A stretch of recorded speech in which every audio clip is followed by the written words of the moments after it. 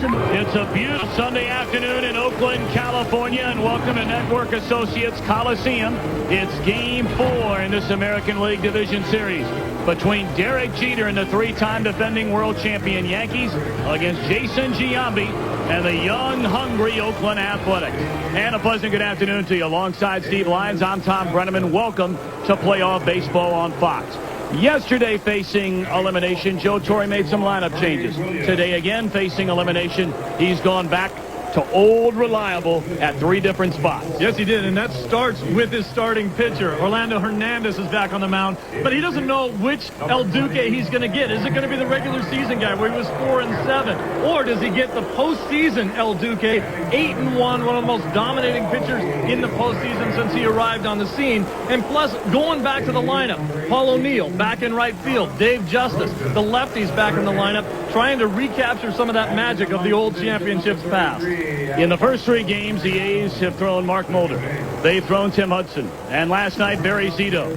Who in the world is Corey Lytle? Well, I'll tell you what, the New York Yankees know who Corey Lytle is. This is a guy who's a bulldog on the mound. He throws a lot of strikes, and he's won 12 games since the start of July. He's going to be around the plate, and as long as he's getting ground ball outs, he's doing his job. Pressure. More on the Yankees or the Athletics? I think absolutely more pressure on the Yankees. They got to win or else they go home. But a little more pressure now on the Oakland Athletics because they do not want a Game 5 back in New York where it's very tough to win ball games. Joe Torre told us that he believes El Duque is 100% or he wouldn't be getting the ball. Oh, and by the way, should we go to New York for a Game 5 tomorrow, Roger Clemens has been pronounced 100% set to go. He was here this morning pitching. Threw off the mound, went back home. He's probably on his way to New York as we speak. He's healthy enough to get it done for the Yankees in Game 5 if they have to go there. Earlier, the lineup announced had Paul O'Neill, the designated hitter. David Justice was in right field. Then a last-minute change, an interesting change because, of course, O'Neill, who's now in right, Justice, now the DH, is playing with a fracture in his foot. Yes, he does. And he told me 2 days ago that it's not great when he has to go out into the outfield and play defense. Also, if he hits a double, rounding the bases, very tough on that fractured left foot. But he's going to be out there because there is no greater gamer in this Yankee team than Paul O'Neill has been over the years. Well, Steve, we're welcoming everybody and his brother in right now. For many of you that have been watching the 49ers play football, we're just about set for Game 4 here in this American League Division Series. The Yankees, 1-0 winners here last night on the solo home run by Jorge Posada and the spectacular play by Derek Jeter cutting down the tying run. Messina went 7. Rivera closed it out. Now El Duque against Corey Lytle. Jeter and the Yankees trying to keep their season alive. The A's trying to end it. The Athletics take the field for what they hope will be the final time in this division series against the defending New York Yankees, the 3-time World Series champions, winners, of course, 4 times in the last 5 years under Joe Torre. Truly unbelievable run, and a lot of people out there thinking, well, when does this team start to break up? Certainly a lot of rumors around who will or will not be coming back. Joe Torre, even one of those without a contract. Of course, he talked to us about that yesterday and said, hey, I think it's going to get done. It's probably a matter of 2 or 3 years and maybe fine-tuning the money. I mean, they're talking about giving him another hefty raise, already the highest-paid manager in the game. But questions around Knobloch, Brocious, Justice, O'Neill's already said that he's not coming back. Tino Martinez, that guy right there, who will probably get a better offer from another ball club than he will get from the team that he's played so well for over the last 4 or 5 seasons with the Yankees. Let's take a look at the starting lineup.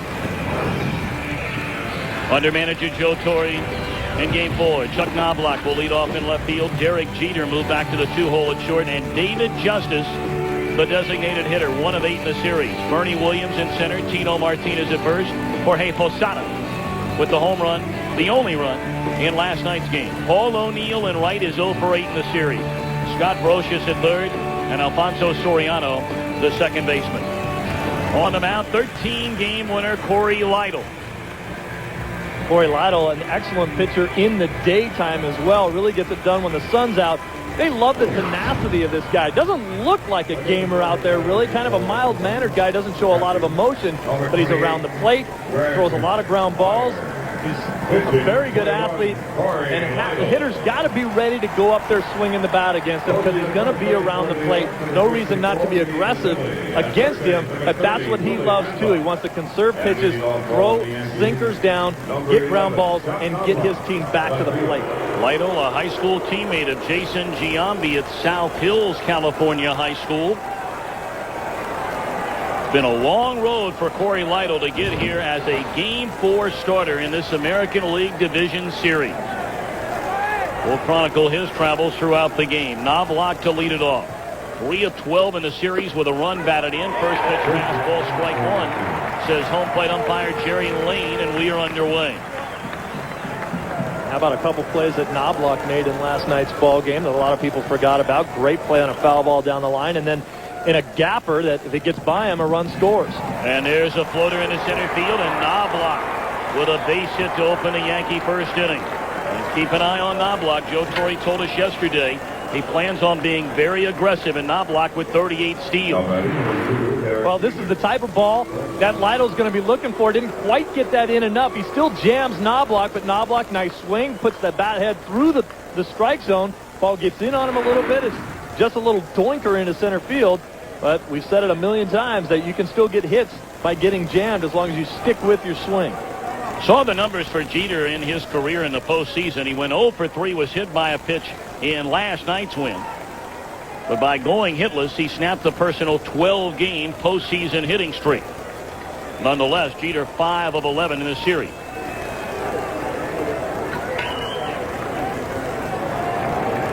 Squares to bunt, and a breaking ball is taken outside. Apparently, Jeter did not offer through the pitch, ball one.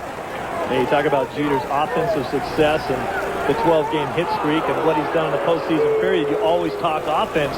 Jeter preserved the victory for them last night with his glove, and an unbelievable play to cut down the tying run at home. We mentioned Knobloch with a 38 stolen bases was only thrown out 9 times. He still runs well. Held on over there by Giambi. And Lytle will send him back to the bat. I think we're going to see many more pickoff attempts, throws over to first base, because they know that the Yankees want to get aggressive. They know that the Yankees want to try to get a lead so they can be more aggressive. Chuck Knobloch with the 38 stolen bases doesn't run as aggressively as he did when he was younger. Now he picks his spots. He's a smarter base stealer than when he was a kid. Runner going, and it's swung on and fouled out of play. A ball and a strike to Derek Jeter.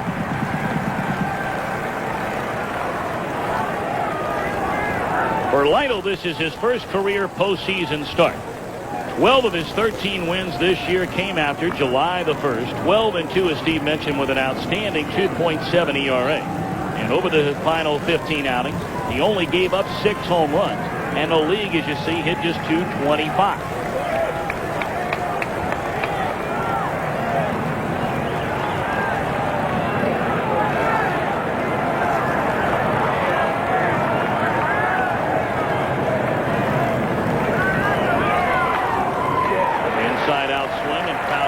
First base side by Jeter, and Lytle ahead at 1-2, and again they continue to pound away inside on Derek Jeter.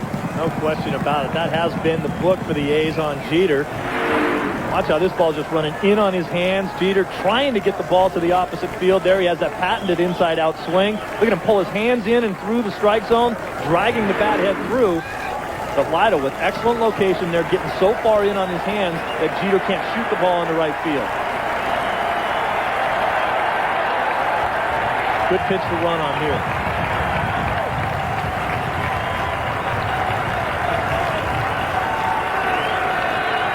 One-two pitch, Knobloch not going, and a ground ball down to third. That is a foul ball, not by much.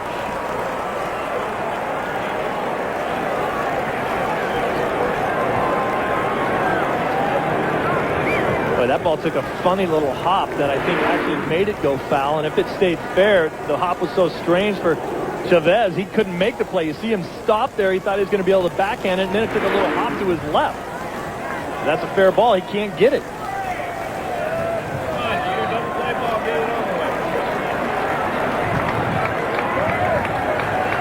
Jeter hit .311 during the regular season, 21 home runs and 74 runs batted in.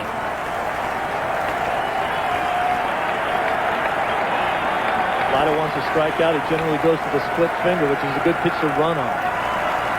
We welcome those of you who are watching the Tennessee Titans get their first victory of the season, winning at Tampa Bay. 31-28 the final in that one. They were my pick to win that one. I knew that. Yes. Still undefeated on the season. Mind-boggling.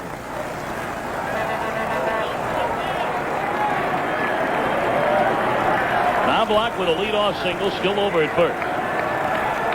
And now the 1-2 again to Jeter, and a ground ball playable for Chavez. There's one, and that's all they're going to get.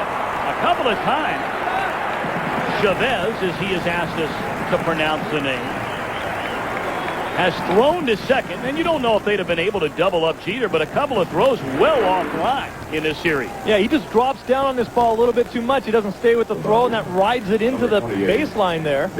Makes it so much more difficult play for FP Santangelo. He knows he's going to get his lunch right now running into the baseline, so he does the smart thing, takes the out, becomes almost a first baseman, stretches off the bag, keeps his foot on the base, and then doesn't even worry about trying to get the speedy Jeter there. You got to make that play, though. That is a double play ball right there. Well, let's see if the Yankees can take advantage of that poor throw by Chavez in what could have been a double play. David Justice with Jeter over at first and one away. Justice 1 of 8 in the series, has struck out 3 of the 8 at bat. Jeter started and stopped, breaking ball in there, a strike. Justice told me earlier today he's going to use his first at-bat to really see how they're going to try to pitch him. He's going to be up there trying to take some pitches. He says, look, over the last month of the season, for me, things haven't gone well. When I had good at-bats, I came up empty. And when I got bad at-bats, I couldn't even eke out a hit. But he said, you know what? Nothing matters except today.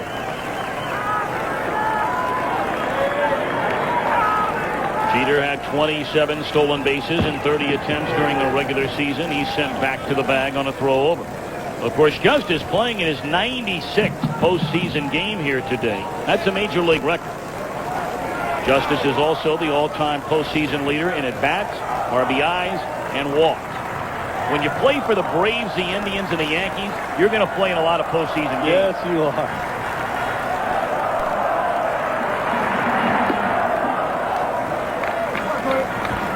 Early on, Tommy, I'm a little surprised that the Yankee hitters at the top of the lineup aren't challenging Greg Myers. Myers has a nice quick release back there, the veteran catcher that's catching for the A's today. But Joe Torre said he wanted his team to be aggressive. The only time that Knobloch ran on, it would look like a hit-and-run play to me, and Jeter hasn't attempted at all either. Jeter got the bad hamstring, so he has to be a little more careful. 1-1 to Justice, who's playing with an injured groin, and it sails outside. 2 balls and a strike.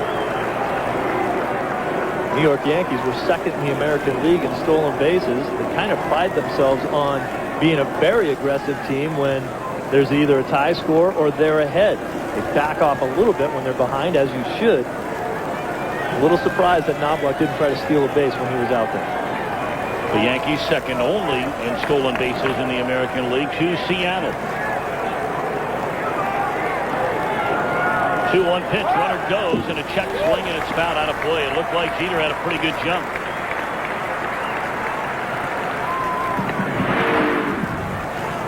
As soon as the leg lifts up, Jeter with a crossover step. Excellent to see for young kids out there that watch the correct way to steal a base. Cross that left foot over the right so you don't waste the step. It's your quickest route to second base. We've seen Jeter play for a long time now, and there just is not an aspect of the game that the kid doesn't do right. I still can't believe that play last night. Unbelievable. 2-2 to David Justice, and Lytle turns it loose, and it's outside. 3 balls, 2 strikes, and you figure Jeter's running here. I talked to Derek again today. I tried to call him a liar. I said, there is no way you're supposed to be over there to make that play. He goes, yeah. He goes, you know, occasionally we'll do it. We don't get to do it very often at home because, the right field line's so short. And he said, I have a lot of responsibility there. I have to go to second base if it's not a sure double. Then I have to be a cutoff man if they're going to third. And then if I see all that's not going to happen, I start sneaking over there. And when he overthrew everybody, I just had to be there.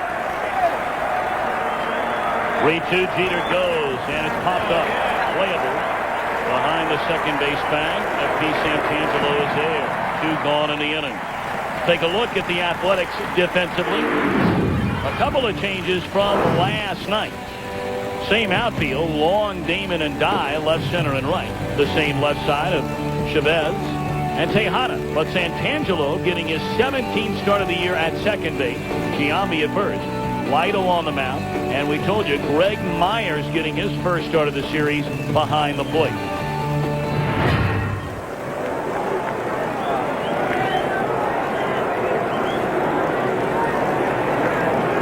Two down, Jeter at first, and here's Bernie Williams. Williams only 1 of 11 in the series. His one hit, a double. Not the same kind of postseason nor the same kind of regular season for Bernie Williams of years past. Good numbers, not great numbers, not Bernie Williams numbers. 307 batter, 26 homers, 94 runs batted in. I take him in a heartbeat, though, don't you?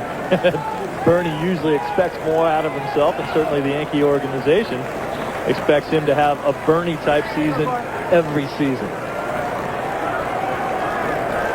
1-0 pitch from Lytle, and it stays high and away. The Yankees are hoping the big fellas, if you will, right in the heart of that lineup can get things turned around. Only 2 hits and 38 at bats. Well, that's, you can talk all you want about how these guys aren't producing, but sooner or later you have to get around to the other side of the ball and say that the pitching for the Oakland A's has been unbelievably outstanding.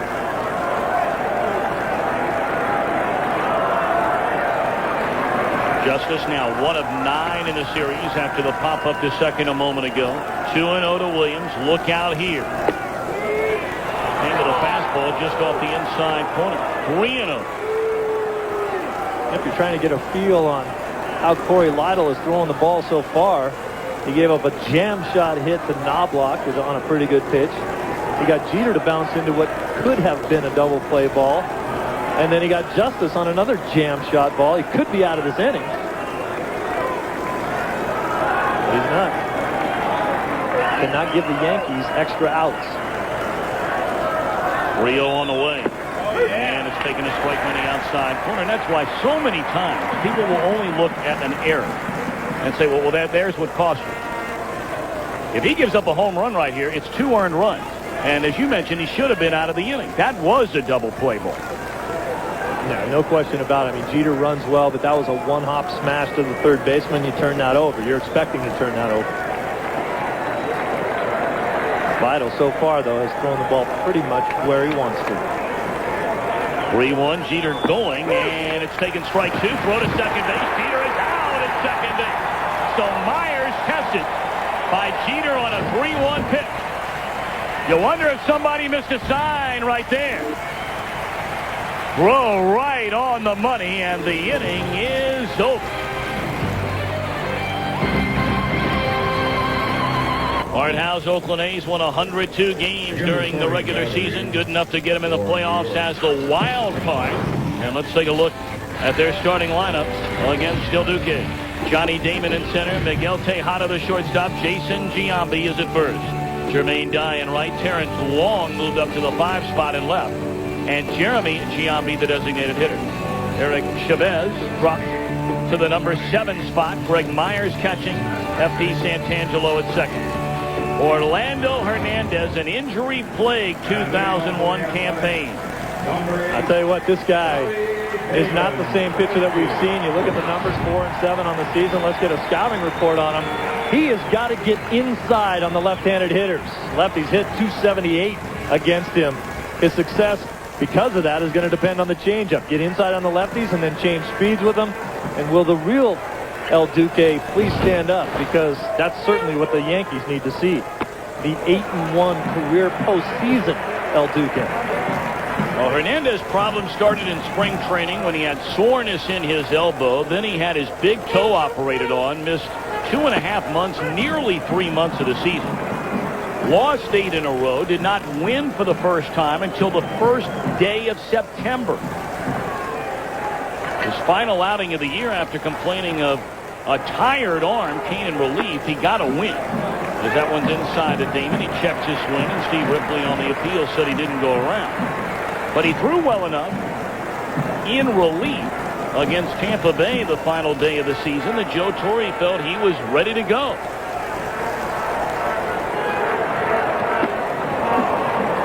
Two and two on Damon, who has worn El Duque out through the year. 13 hits and 25 at-bats. El Duque has had 3 different MRIs. His elbow, his shoulder, his neck. They can't find anything wrong. Down the third baseline, a long run for Knobloch. Foul play. Hernandez had kind of a tough time trying to explain what's wrong. He says it's not like it hurts. It just doesn't feel right. It doesn't feel good. I feel tired all the time. I feel like I have spring training dead arm. But then they check the velocity of his pitches, and it's still there. He's just not comfortable. But Torre said he's 100%. Again, crowd back out of play. I loved the line Art Howe gave us about El Duque. He said it's a cloak and dagger situation. You just don't know. Is he healthy? Is he not healthy? Will he be effective? Not effective? Will he be the El Duque that's been tearing everybody up through the postseason over the last 3 years? We'll find out today.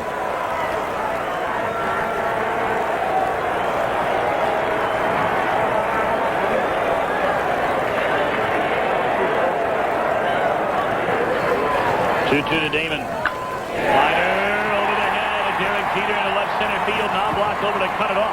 Damon a big turn, and he'll stop right there with a base hit. The A's not a team that will do a lot of hitting and running, but they will ask Damon to steal bases. And we've seen Damon almost be cutting his swing off, almost letting go of that backhand a little early. See his backhand come off of that bat, but all he's trying to do is slice the ball into left field. Pretty good job of it. You see him release, just kind of flipping the ball into left field. He'll take about 4 of those kind of base hits today. Well, he had 4 of them in the series opener. Now Tejada. Only 2 hits and 13 at-bats in a series. Both hits doubles, and he's knocked in a run. Damon 27 stolen bases during the regular season, but was thrown out 12 times. Well, one of the things that Damon has talked about as to whether or not he will re-sign here with the Oakland Athletics is that he's used to very hot, humid weather. Florida, Kansas City. Says it took him a long time to break a sweat here. He's the kind of guy that loves to be dripping wet when he's out there playing, and it was an adjustment for him here. Well, it's hot today. Shouldn't have any problem breaking a sweat, and if you can't break a sweat in a game that if you lose, you have to go back into New York and play them again, you're not human. Yeah, the only guy who doesn't break a sweat is you, big fella. Calm and cool. A lot of makeup. It's a lot of makeup. They pitch out. That one nearly thrown by Posada. 1-0 on Miguel Tejada. Art Howe very loose. When we talked to him earlier today, cracking jokes, having fun. See, very warm. This is a time of year where it's generally the warmest time of year in the Bay Area. You get into late September and through October. Beautiful. You can't ask for a better day today. Big breaking ball by Hernandez, and there's strike. 1-1 on Tejada, who during the regular season broke his own franchise record with 31 home runs, fell 2 RBI short of matching his franchise record of 113 runs batted in by a shortstop.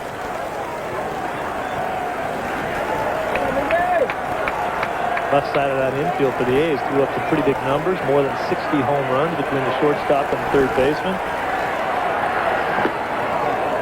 Fastball just off the outside corner. El Duque wanted the call, didn't get it. You know, one of the things in the past that made El Duque so effective was the different arm angles. Watch him drop down on this pitch. You don't know what you're getting. That's a pitch that Tejada might normally swing at, but because he came from Laredo there that time, he didn't pick it up. Runner goes. And a little flare into right center field. Going to fall a base hit. Damon can fly. They're going to wave him around. And now they throw off the stop sign. Damon really jogged into third base. And the third base coach, Ron Washington, wanted him coming harder. That's the play Damon could have and should have scored on. And Damon does such a nice job recognizing at first that the ball's going to drop in for a hit. Now he's coming around and he's thinking, all right, I can't go anywhere. Couple short steps there. Ronnie Washington was thinking about waving him. And I love a third base coach that will wave you in, wave you in, wave you in until the last second and then put the brakes on you. That gives every player on your team the feeling that you're going to score on every ball. But it was Damon's decision to kind of break it down there a little bit. I'm not sure I've seen a faster player in the major league since Deion Sanders and Johnny Damon. He can fly. And there's an absolute difference between being fast and being quick, and he has both. Now Giambi, a slow breaking ball, but he rolls over foul 0-1. A huge moment right from the get-go here in the opening inning. Giambi changed up there when I was talking to him earlier in the day. He says, you know, this team knows that I take so many pitches. Sometimes I've been scanning up there and taking the best pitch that I'm going to see all day. So I might try to be a little more aggressive in my at-bats today early in the count. But he got a breaking ball there first pitch, swung at it anyway. Good fastball on the inside corner. Giambi disagreed, so did the crowd. This is the pitch that Jason wishes he saw on the first pitch. He can turn that one around if he's looking for it. The A's in this series are 0 for 23 with runners in scoring position. Giambi's never had a hit against El Duque. Fastball away. Of those 23 at-bats, Giambi's only come up there once with a runner in scoring position in the series. He hit .354 in these situations during the regular year. And I'll tell you what, if the series score wasn't 2-1 Athletics, that 0 for 23 would be the big story of this series. 1-2 pitch. Hopped it up. Playable for Brocious in foul territory. What a big out that is for El Duque and the Yankees, and the woes continue for the Athletics with runners in scoring position. And you figure Giambi's going to do at least enough to get this ball into the outfield, but this is a late breaker right there on Giambi, and he goes down and tries to lift it. And he knows at this point, when you foul a ball off here in Oakland, you're out. There is so much foul ground here. Look at all the area, all of this area out here. If you put a ball out there, you're just out. Someone's going to run it down. Same thing on the first base side.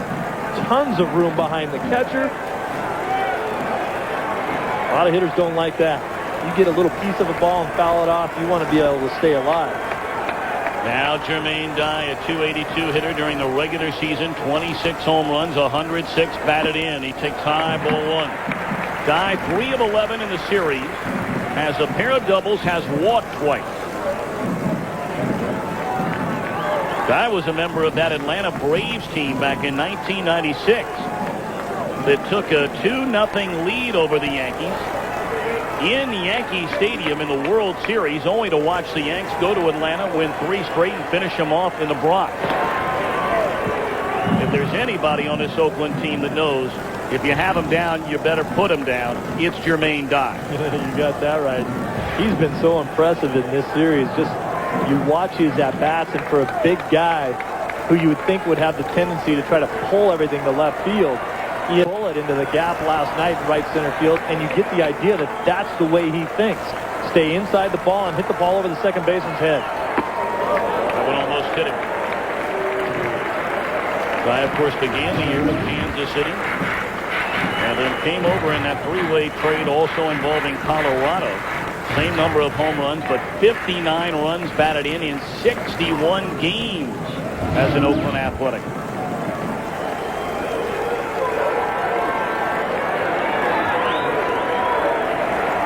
Big pitch right here for El Duque. Runners on the corners, 2-0 count, one away. And here it comes. Slider down and away, and a good eye by Jermaine Dye.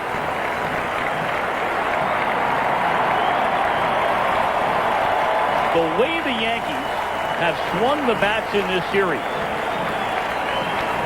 you get the feeling if Oakland jumps out 2, 3, 4 runs ahead early on, they could be in big-time trouble.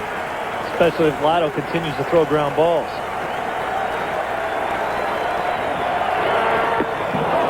Big swing and a miss on a 3-0 by Dye. Any other guy in the lineup outside of Giambi and Dye, you tell him to kick that pitch. Not these two guys. Might be the best pitch you see of that bat. He just got a little big and missed it.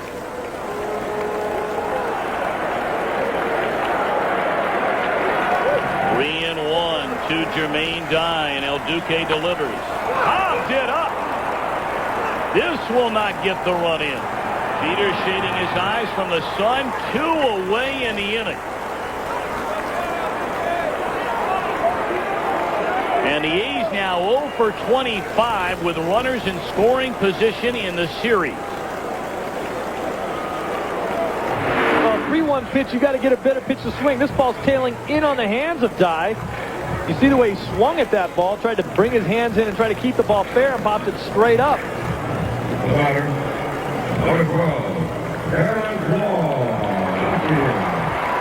Now Terrence Long, and what a huge lift this would be for El Duque, who has certainly battled not only health trouble this year, but certainly struggled with his confidence. This would be huge for the Yankees if he can get out of this type of a jam. Long digging in and takes a fastball outside. Making some pretty good pitches when he has to, but at the same time, on the offensive side of the ball, when you're sitting on a 3-1 count and you're sitting dead red, by that I mean you're looking for a fastball and nothing else. You have to have the discipline to not swing at a bad fastball. You got to get your pitch in that situation, or go take your base, or take a nasty pitch for strike 2 and go 3-2. You still have the opportunity to drive in a run at 3-2. Long has been the best hitter in the series for the A's. 5 hits and 11 at-bats, 2 home runs. They came in Game 1. He also has a pair of doubles.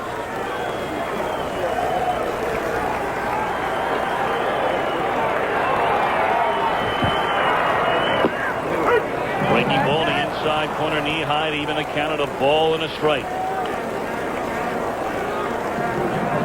Orlando Hernandez became the first pitcher in history to win his first 8 decisions in the postseason. He didn't lose until Game 3 of the World Series last year at Shea Stadium against the Mets, and trying to pitch out of a big-time jam here in the opening inning today. 2-1.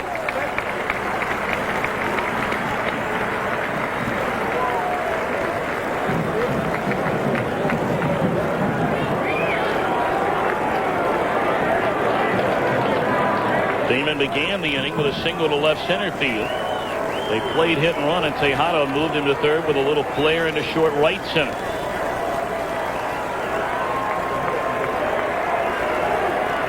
Not a bad count here, 2-1. You get guys in motion, get Tejada running. If you get a base hit, you might score him from first base. Fairly decent hitters count. Got to get the infielders moving around a little bit. 2-1 to Wall. Taking ball down and in. Take a look at these numbers in the postseason for the Duke of Earl. Doesn't get a whole lot better than that. 71 strikeouts, the 8-1 record. Put a lot of rings on your fingers pitching like that in the postseason. Now another good hitters count for a good Oakland hitter. 3-1 to Long.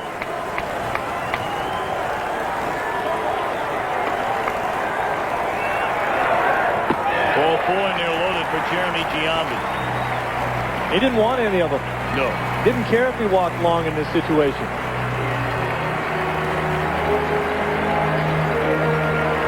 And I don't blame him. I mean, he might get hurt now by Jeremy Giambi, but Steve, he knows. I mean, El Duque's a sharp guy. He knows the long swing of the bat better than anybody on the team right now. No question about it. And, hey, once you fall behind in the count, it doesn't really hurt you unless you give up a huge gapper. It's only one more run that's going to score if you really get hurt. You get behind in the count to a guy like Long who's swinging a hot bat. Why not start over against a new guy? Maybe I can get ahead in the count and have a better opportunity to get a guy out. See, Jeremy Giambi, 2 of 8 in the series. He has not been a good hitter with the bases loaded this season. He's come up with the bases full 17 times and only has 2 hits.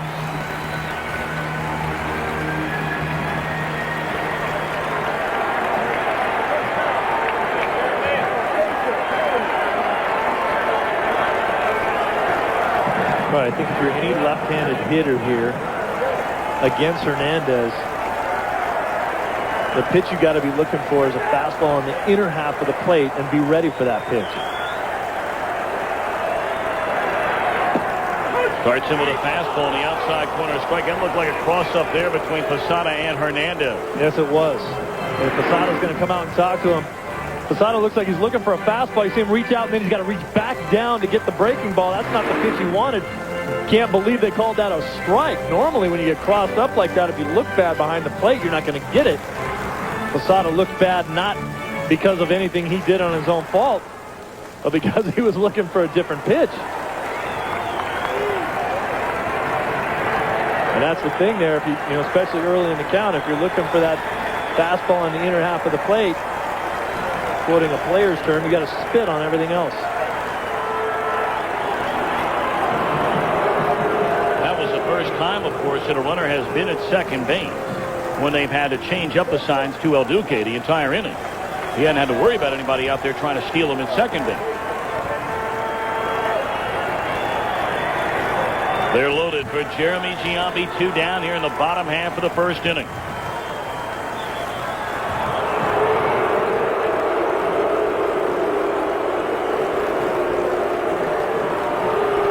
He's being very, very careful with his pitch selection. I don't think he hasn't figured it out. I think Posada's flashing the signs. He may have had to change the sequence. Here comes Mel Stottlemyre out there now to see if they can all get on the same page. I think El Duque is a little confused as to what pitch he's really going to be throwing. He goes into his stretch and says, wait, I'm throwing a fastball. I'm pretty sure I'm supposed to throw a fastball here. Maybe I better step off and figure it out. It's like when you talk to quarterbacks and they say, well, I know I just told the guys what the snap count was, but I don't even remember. what was it?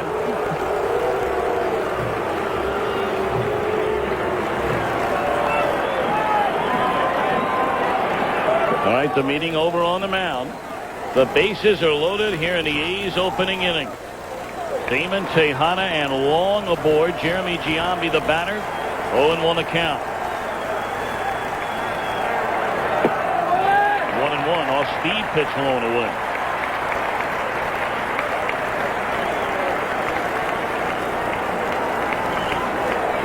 He's throwing him a backdoor breaking ball. He threw him a changeup away.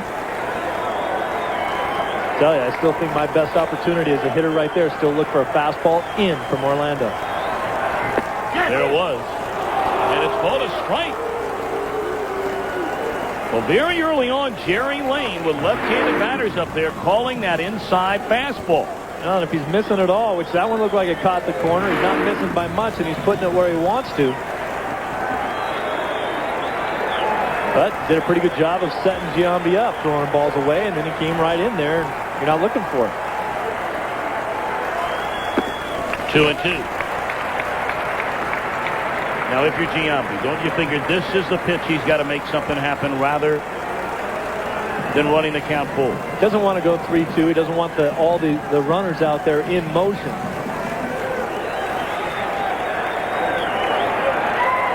He doesn't want to throw one right down Broadway either, though. Pick a corner and hit it. 2-2. In the air. Down the right field line, backing up is Tino Martinez in foul ground. He's got it. And El Duque works out of runners on the corners with nobody out. as the A's fail to score in the opening inning. On Fox is brought to you by Charles Schwab. Expert advice that's objective, uncomplicated, and not driven by commission. And by Wendy's Bacon Mushroom Melt. When you gotta have one, you gotta have one.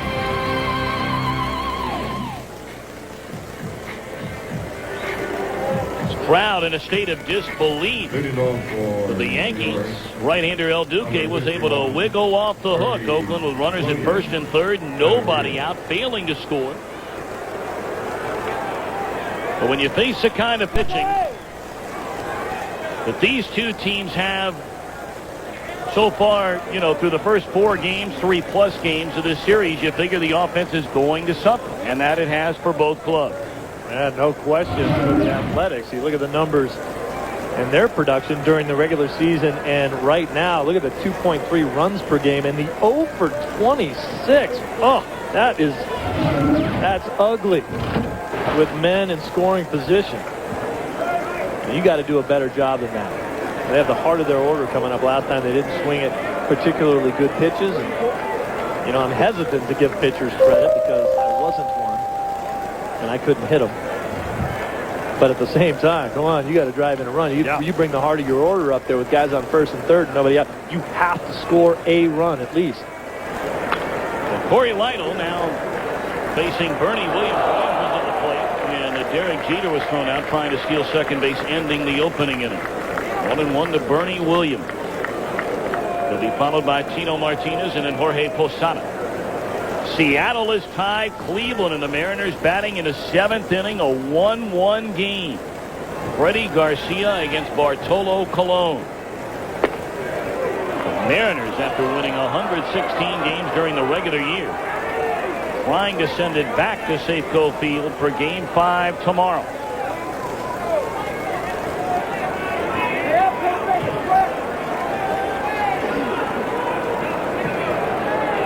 Two-1 to Williams. Good breaking ball by Lytle, but it's called high. Well, he came in on Bernie, didn't get the call. Now he throws the breaking ball there, and tried to get a little help from Myers there. Might have stayed upstairs.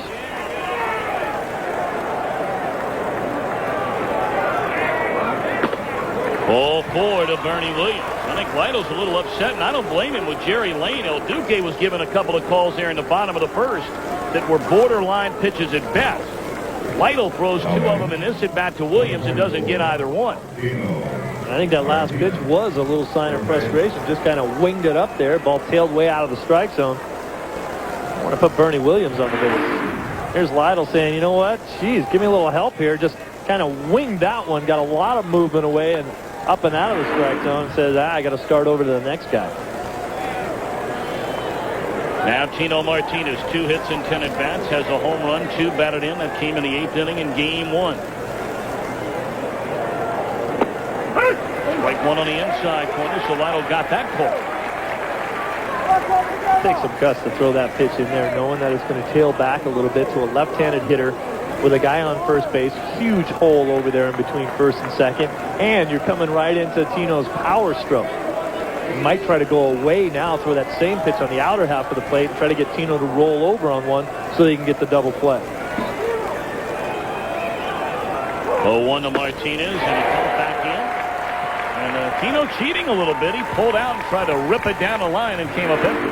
That's what scares you about going in there. This ball going to tail back out over the plate. You can see Tino pull the hands in, try to get him quicker, try to get that bat head through there, and was a little tardy on it. Pitchers will try to set up the hitters by throwing them a pitch that they think they might like to hit and then try to go back to something where they can get them out. The tough part is throwing that first pitch and not having them hit it. That one outside. 1 ball and 2 strikes on Martinez, who bounced into 12 double plays during the regular season. Seattle has tacked on 2 more, and the Mariners now with a 3-1 lead at Jacobs Field, and Cleveland still batting in the 7th inning. We'll give you updates throughout the afternoon and into tonight. We might be in Seattle tomorrow for crying out loud. While we're sitting in the airport trying to figure out where we're headed. That's the truth.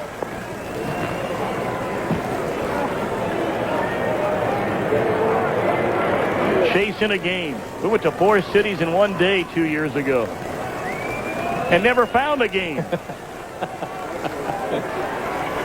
Well, we'll find one this year. They're hoping to have, of course, Yankee fans are, Game 5 tomorrow in the Bronx. A little bit low, and the Athletics fans, they don't even want to think about that. The Mariners are hoping to get it back tomorrow for Game 5 in Seattle. The A's players had to bring their bags packed and ready to go to the ballpark today. Either to go to New York or work out here tomorrow. And should the Mariners play in a Game 5, figure out if they have to go to Seattle or go to Cleveland. On the ground, knocked down by Giambi. It rolls over to second, heads up play by Santangelo, and they get the out on Martinez. That's the old patented 3-4-3 play. Giambi knocks it down. Very close to being a foul ball. The umpire right on top of the play. Giambi gets his glove on it. Kick saves it over to FP Santangelo, who does a nice job of staying with it. Bare hands it and gets it back over to Jason. Sometimes they bounce right for you. That ball kicks any other place. Number one, it remains a fair ball, and Tino's safe, and you're looking at first and second. Now Jorge Posada. Posada accounted for the only run of the game here last night. A solo blast to left center field of Barry Zito, and that one rolled foul. Of his 22 home runs during the regular year, only 5 came batting right-handed. Yeah, he told me he was much more comfortable hitting left-handed because he's had so many more at-bats left-handed. He says if I go through a string where I'm getting a lot of right-handed at-bats, I feel a lot better, but he didn't let you know that he was feeling too uncomfortable with that hack. Zito in the dugout for the Oakland A's. The one mistake of the game. Bernie Williams in scoring position with 1 out, and it's taken down and into Posada. 1 ball, 1 strike. The Yankees have not done well with runners in scoring position. Only 1 hit in 14 at bats.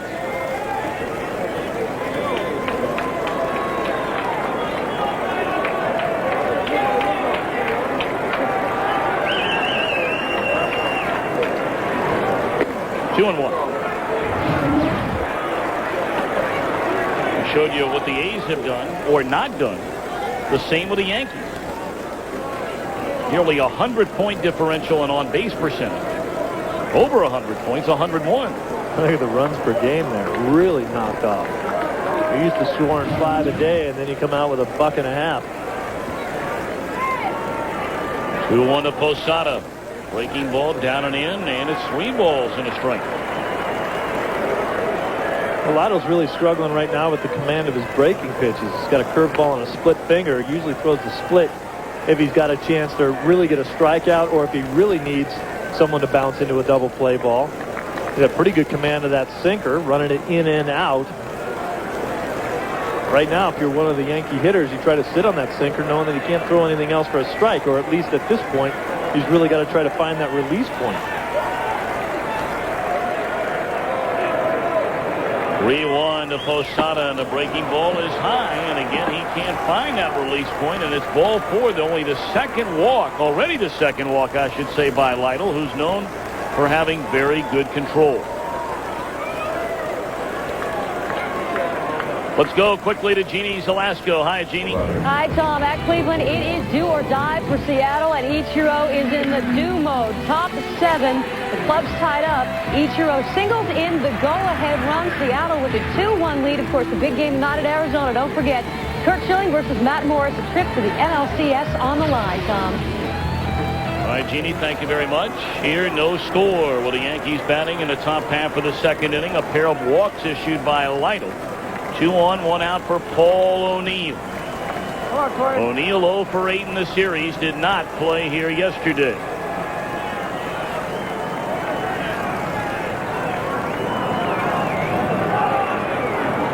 Paul O'Neill knows that this is potentially the last game that he'll ever play.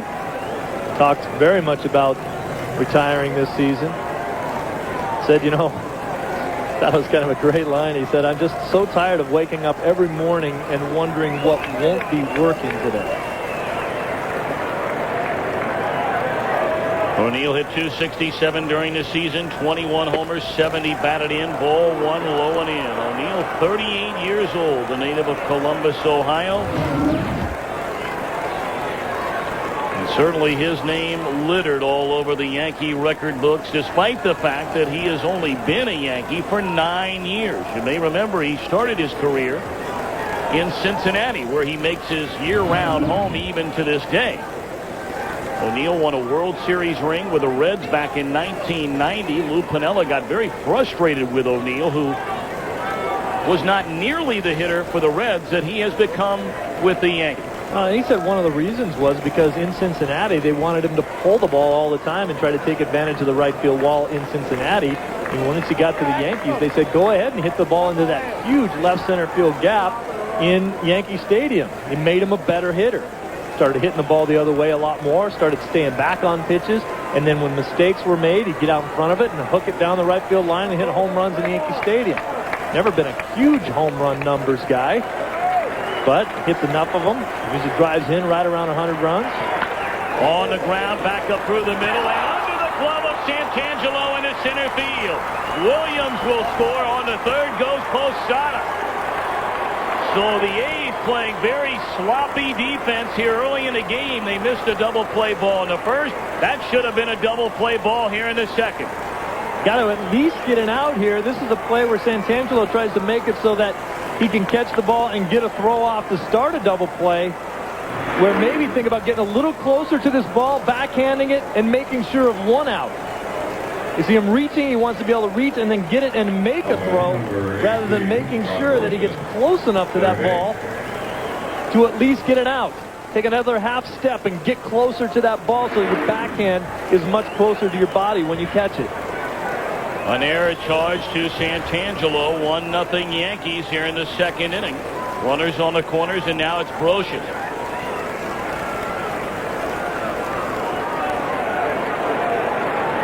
Brocious hitless in 11 at-bats in this series. And a number by the mound. And they're going to get the out at first base, but another run scored. 2-0 New York. You know, the first two games, all the little things went the A's way. Now, all of a sudden here last night and early on today, the little things going the Yankees' way. Look for momentum within a game. You see O'Neill jumping over the play right there. That's another dangerous play. Tough play for Santangelo because you got so much happening in front of you. O'Neill getting in your way, tougher to see the ball. And if that one scoots by you, you're looking at back-to-back errors and a lot of problems. O'Neill jumping over the play. 2-0 New York, and now Soriano. The Yankees have scored 2 runs here in the inning and do not have a single base hit. 2 walks, an error, and a ground out, and it's 2-0.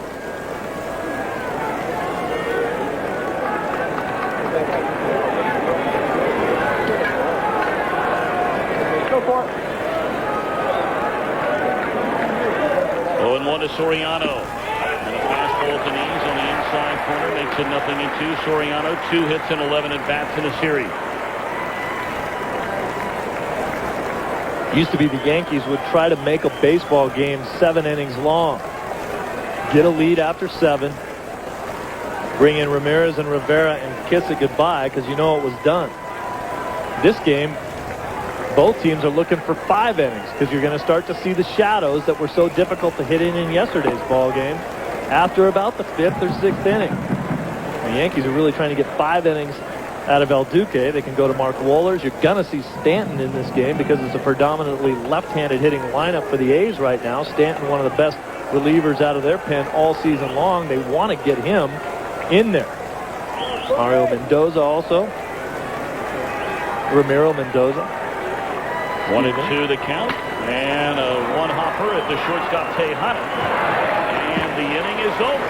2 runs, 2 walks, an error, and 1 left. The A's in a hole, trailing the Yanks 2-0. Fox is brought to you by Energizer. Do you have the funny inside? By Nissan. Nissan introduces the totally new V6 Ultima, the cure for the common car. And by Labor Ready, dependable temporary labor guaranteed. Coming up tonight on Fox at 7:30 Eastern, 4:30 Pacific, Game 5 in the National League Division Series between St. Louis and the Arizona Diamondbacks, presented by Budweiser. Kurt Schilling will get the ball for Arizona. A complete game shutout in Game 1. He outdueled Matt Morris, who will start it for the Redbirds. What a game that ought to be. You and I did that Game 1 in Arizona. Best game all year.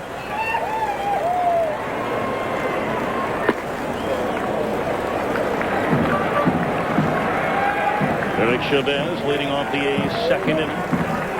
2-0 Yankees in front. Chavez has to get back to when he was a good hitter for this ball club, going the other way into the opposite field gap. We saw him in last night's ball game come up with a chance to tie it with a guy on second base. And because he's only 23 years old and hit 30 home runs this year, it felt like he wanted to jump the yard when all he really needed was a base hit. You got to get young players to think in those terms when they have a chance to be a big-time star. And that's what you're talking about. Shot it the other way. Base hit by Chavez. Well, Duque laboring here early. Made some huge pitches in that first inning. He's given up 3 hits. He's walked a batter of the first 7 he's faced. We asked Joe Torre about his health coming into this game. I had to see him on Sunday for him to make the postseason roster, because I couldn't very well send someone out there to pitch Game 4 not knowing if he was going to be able to pitch a game. But the thing that impressed me about Sunday was the fact that he broke a couple of bats. And the outing before that, he was a little reluctant to pitch inside because he didn't think he had the zip on his pitches that he had on Sunday. So I think more than anything else, that fact has got to help him psychologically. Well, he keeps making the big pitches. Greg Myers bounces into the double play, and just like that, 2 down, nobody on. Yeah, this is the breaking ball, and we talked about it earlier in the game that he's got to be able to get inside. Tino with a quick turn inside to Jeter, and Jeter just come right back into your living room. Good strong throw. You can forget about it with Myers running. And Joe Torre was talking about Hernandez's ability to break bats, and what we talked about in the open is that he's got to get in on some of the left-handed hitters. Big breaking ball there. Strike 1 to Santangelo.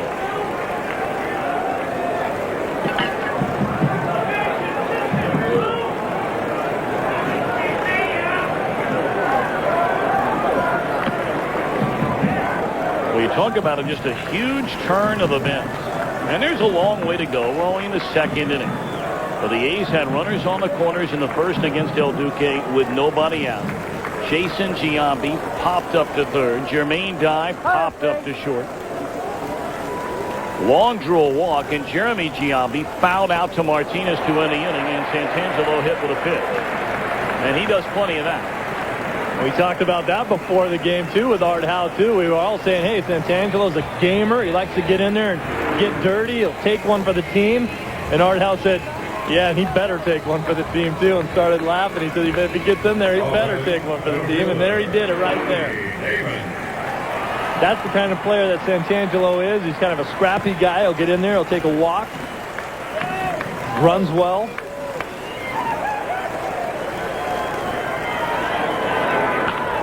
That ball hammered by Damon, foul.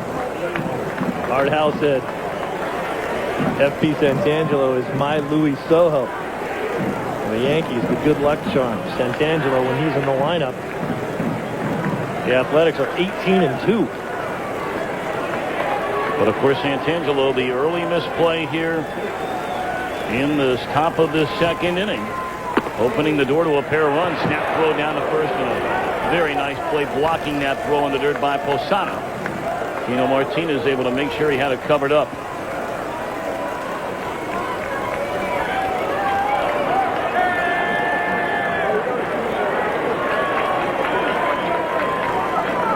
It's a good time to run, too. And 2 outs.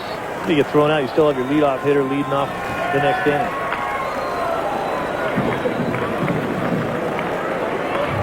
You know, you and I have seen so many National League games or American League teams this season that will run.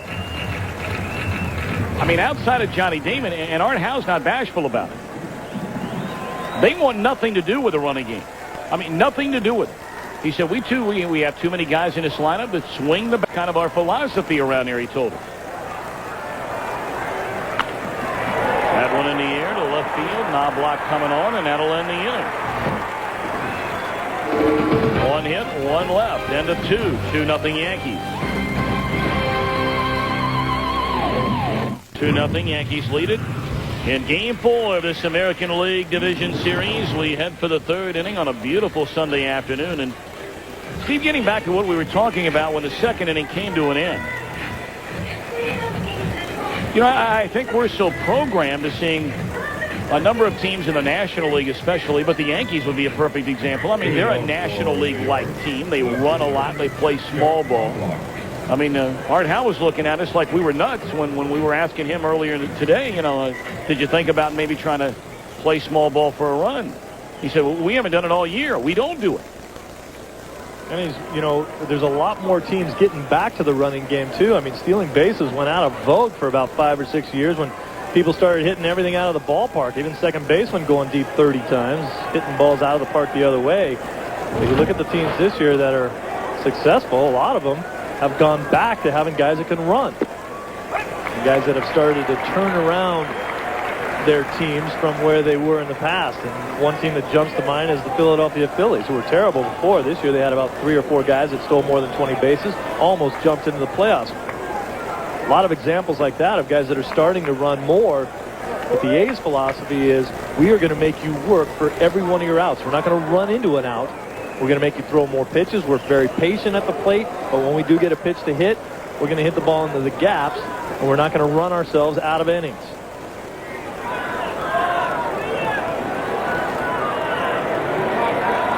Top of the order for the Yankees against Lytle, who's only allowed 1 base hit.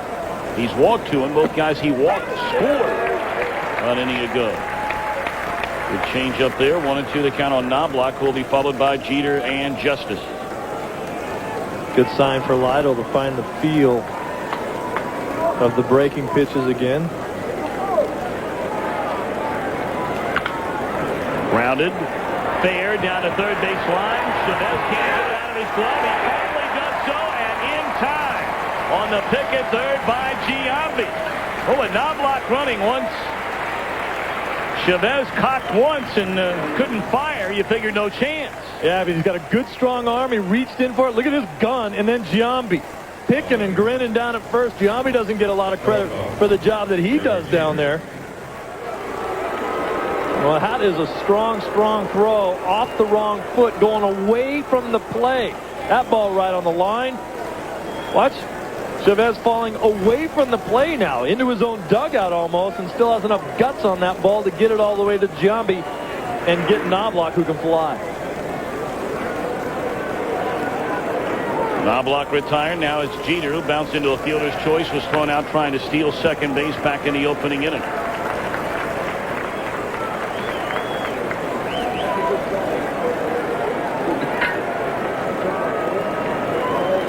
Boy, Jeter knows exactly what these guys are going to try to do. They have been in his kitchen this entire series. He's been getting some hits, but they are living in there. That one lined into left center field, a base hit by Jeter. The Jeter, who went 0 for 3 in last night's game after picking up hits in each of the first 2 games of the series, has a base hit in his second at bat today. See, this one doesn't get inside. I was actually looking for that one to be away, and then watch Jeter. You wonder why he gets so many hits? Look at this. That is tremendous balance. We talk about that a lot. His head down on the ball, hands inside the ball, and then just throwing that ball into center field. Didn't hit it a ton, didn't hit it off a wall anywhere, but just did what he had to do to get base hits for this team. Jeter thrown out trying to steal second base by Myers in the opening inning. Let's see if he's running again. David Justice, the batter, he popped up his first time up. Strike one.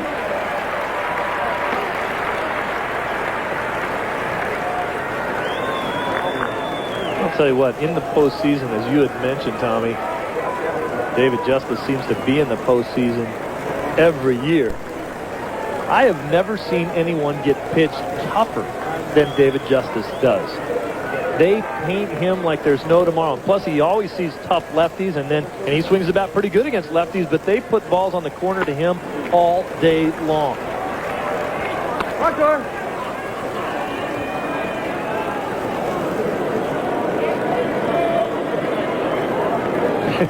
I was talking to Justice about that yesterday. I said, man, I'll tell you, they really pitch you tough in the playoffs. And he said, yeah, you're right. Can you make them stop? No luck, David.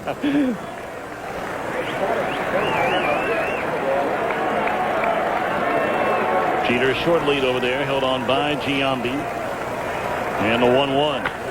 Foul out of play, third base side. Told you about all the postseason numbers for Justice. The all-time leader, as we mentioned, in games, RBIs, walks, 13 homers, has scored 47 runs. He was around when the Braves began what has been a remarkable run, moved on to Cleveland, then came to the Yankees. Everywhere he went, teams played in October.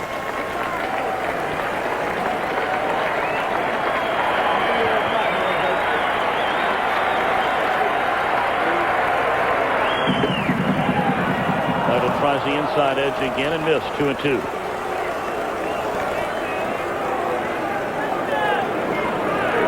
Even in this at bat, first called strike to Justice. Nasty on the outside corner. The pitch that he just fouled off the plate away. Nasty. Lytle tried to get in and sneak one inside on him there. Justice doesn't see too many balls out over the middle of the plate. 2-2. By the inside corner once again and missed. Full count. You figure Jeter's running here 3-2. Yankees have to stay aggressive when they're ahead.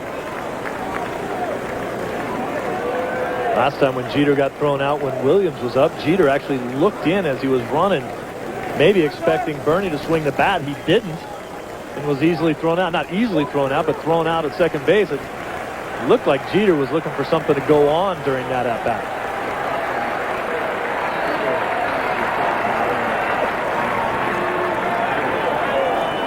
Take a look at that play when Jeter got thrown out in the first inning. See him take a pick in there. And then he gets thrown out, and he's thinking, wow, that was a 3-1 pitch. I'm thinking Bernie might be hacking. Myers threw him out.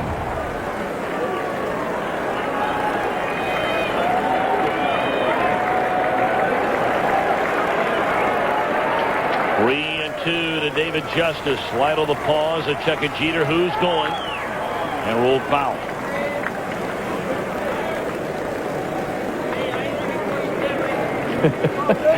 Jeter gets down to Tejada and says, you know, hey, I wish when I ran, someone would just put the ball in play.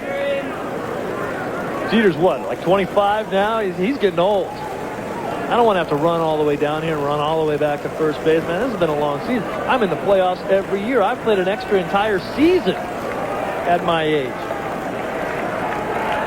Yeah, it'd be rough to beat Derek Jeter. Yeah, that would be a bad thing. Yeah, that'd really be tough. We should all be so unfortunate.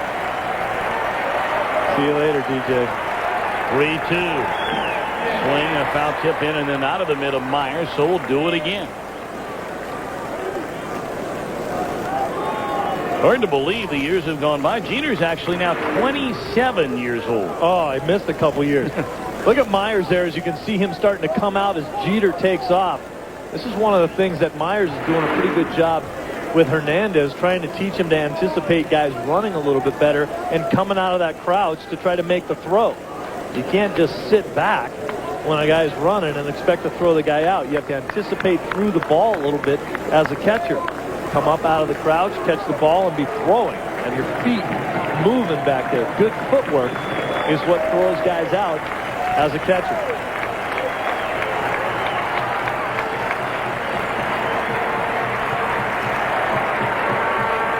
Another 3-2, and another foul ball by Justice, really making Lytle work. This is the kind of at-bat that sometimes you'll see get a guy turned around.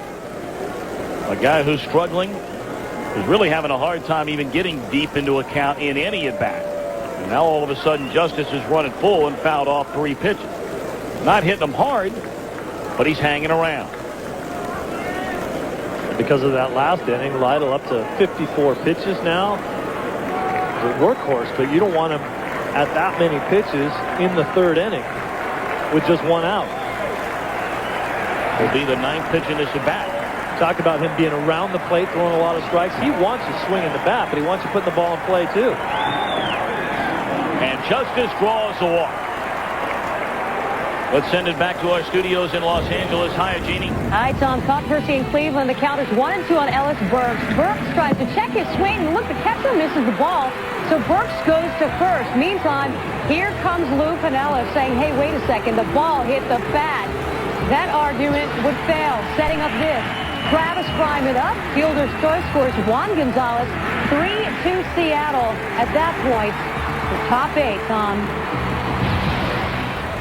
Former Yankee right-hander Jeff Nelson going back to Seattle where his season began. And, of course, Lou Piniella, former Yankee. He did it all for the Yanks. Played there, coached there, managed there, was a broadcaster there, general manager there. A few former Yankees out there, aren't there? Some great ones, too.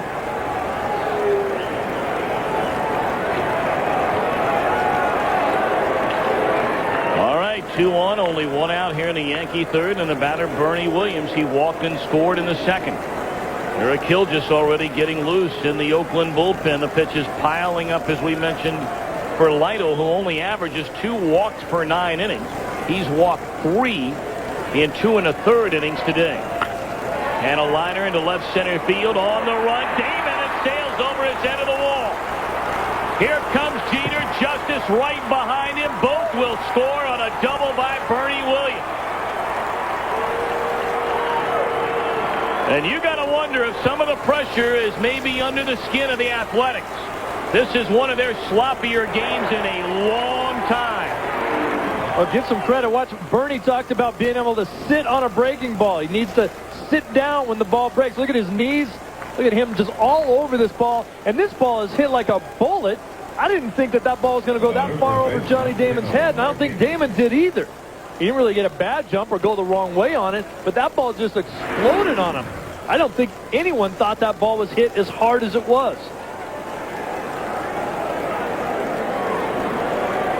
Now Rick Peterson, the Oakland pitching coach, will come out and visit with Corey Lytle. All of a sudden, the Yankees leading 4-0.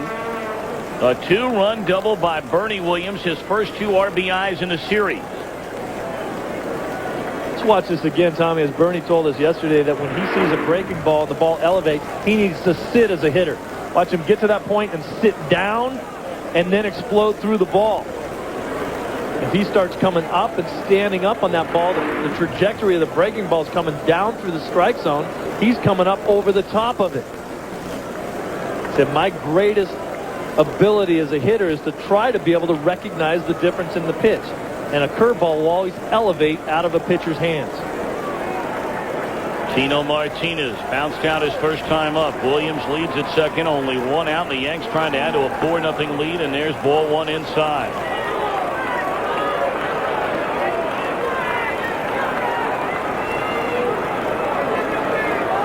That Kevin Kennedy had talked about in the pregame show. A lot of the guys swinging over the pitches for the Oakland A's. They were not doing a very good job of getting down, using their legs through their swings.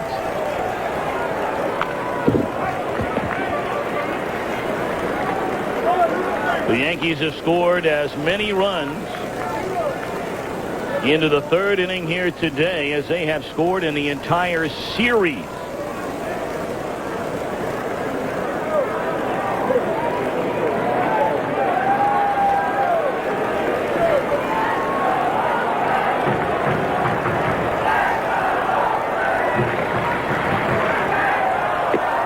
Outside. 2-1 on Tino Martinez.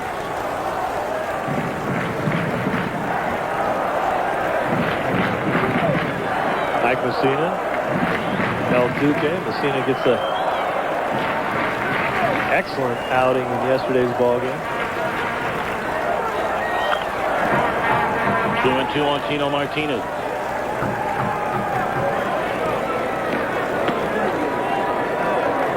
I'll tell you, look at the score right now early in the game, just 4-0. And I say just 4-0 because we are talking about the American League, although the number of runs being scored in this series was way down. But El Duque at this point so far has not shown the type of command early on until he got in trouble in there, and then he shut him down. But I think there's still going to be more base runners as far as the Oakland A's are concerned in this game. Fly ball, right center field, playable for Dye. He's got it. Williams tags, and he'll advance on to third. 2 away in the inning.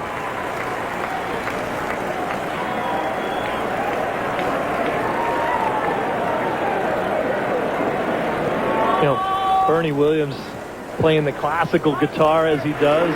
Watch how cool he is. Look at him just walk back, doesn't waste any energy, and then fly. Watch this slide. That is just so smooth. He makes the game look so easy. 2 down, Williams at third, and now it's Posada. Posada walked and scored in the Yankees' second inning when New York took a 2-0 lead. They've tacked on 2 more here in the third inning against Lytle. Popped up into left field. Long battles the sun, and the inning is over. 2 more runs for New York. Tejada, Giambi, and Dye coming up as the A's are trying to get back in it, trailing by 4 after the 2-run double from Bernie Williams. Game 4 in this American League Division Series. 4-0 Yankees coming up later at 7:30 Eastern, 4:30 Pacific. Game 5. The St. Louis Cardinals and the Arizona Diamondbacks tied at 2 games apiece. Kurt Schilling and Matt Morris will lock up for yet another duel in the desert. 1-0 Schilling out pitching Morris in game 1 of that series. Great ball game. There are 22-game winners, Morris and Schilling. I understand Randy Johnson would be available out of the Arizona bullpen, according to skipper Bob Brenly.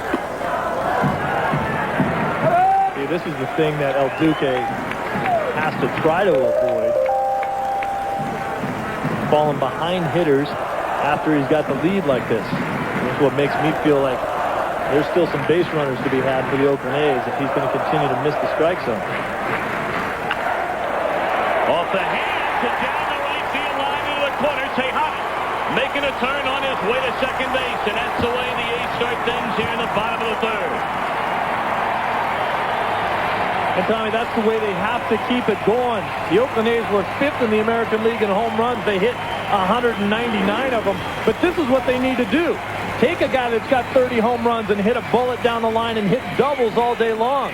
Giambi told me the way that we have to score runs is get base runners and then pop a 3-run Johnson instead of everybody up there going there trying to hit solo shots. That's not the way we're going to get back into this game.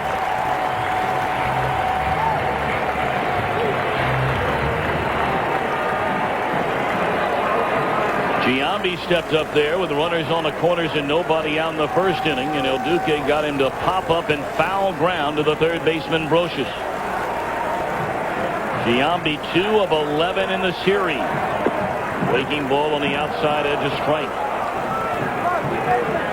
And again, that number continues to creep up on the A's.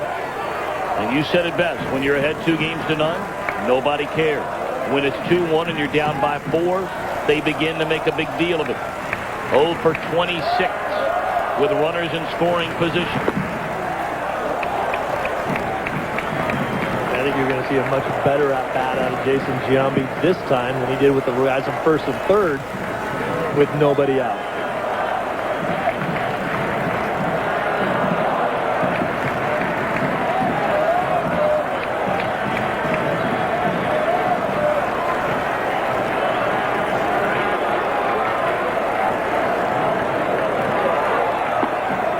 Fastball up and in. 2 balls and a strike on the reigning American League most valuable player, who just continues to get better and better. The number's a little bit down this year as far as the home runs and runs batted in from last season, but he improved in a number of other categories. On base percentage, nearly 500. Now back out of play, and it's 2-2 on Giambi.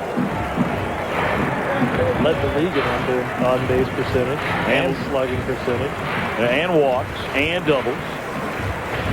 And extra base hits. Second in batting average. Third in total bases. Sixth in runs. Outside of that, he didn't do much.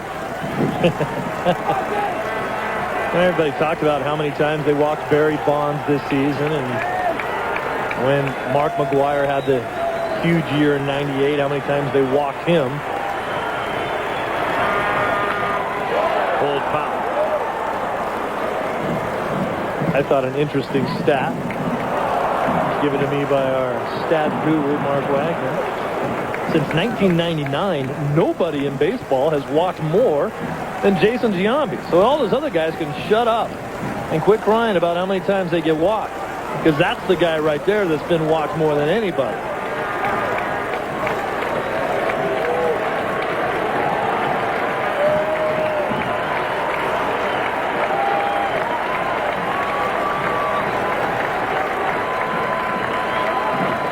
El Duque has been in a little trouble in each of the first 2 innings. He was in big trouble in the opening frame. Runners on the corners, nobody out. Came away unscathed when the A's left the bases loaded. 2-2 to Giambi. Check swing on a pitch down and in. He didn't go around. The count is full. Chavez led off the second inning against Hernandez with a single. But then El Duque got the double play ball. He hit Santangelo, retired Damon to end the inning. So of the first 9 batters he faced in the game, 5 of them reached base. And that's what makes you believe you're going to see some more guys on base. This game is not over with.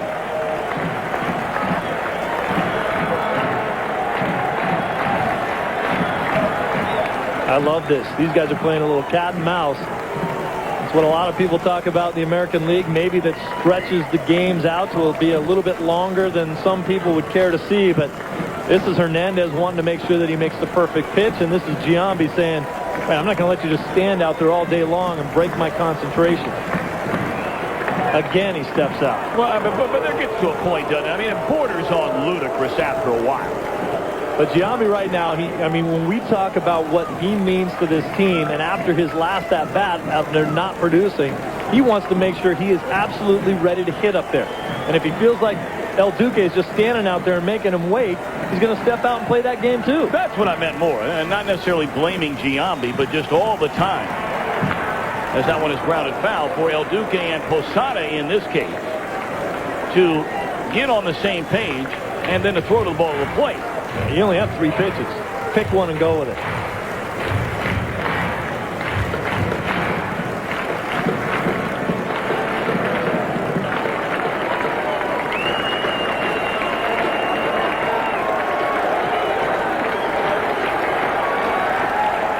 On Giambi with Tejada at second base. Fastball high, and that's ball 4. That's the kind of at-bat that Giambi was trying to work. Great at-bat, Tommy, for a couple reasons. Number one, you get another base runner on base. You have your leader at the plate. Let's check out how it happened. Nasty breaking ball away. Tried to come inside with a fastball and missed. Comes back in there and missed. Now ball 2. Back away. Giambi fouls it off. Inside, he pulls one down the line. Burying him inside again. And now Giambi fighting it off, and he lays off that one. The other reason why that's such a great at-bat is it gets his crowd into it a little bit more. 4-0, take the crowd out of the game. They need these guys back in the game. And now your cleanup hitter, Jermaine Dye, digs in. Breaking ball too low. No activity in the Yankee bullpen. But Joe Torre told us before the game he would not hesitate to get into the pen early and often, if need be. Now this is the situation that Giambi was talking about. Now you have put yourself in a situation with Jermaine Dye, who comes up, who can hit the ball out of the park. 26 homers, 13 of them since he's been here. You give him a chance to pick out a pitch and lay one out. Takes a hack and fouls it away 1-1. Now Duque still throwing hard. I mean, that last fastball right there at 92. He can run it up there. Some good sinking movement on it is what he's looking for.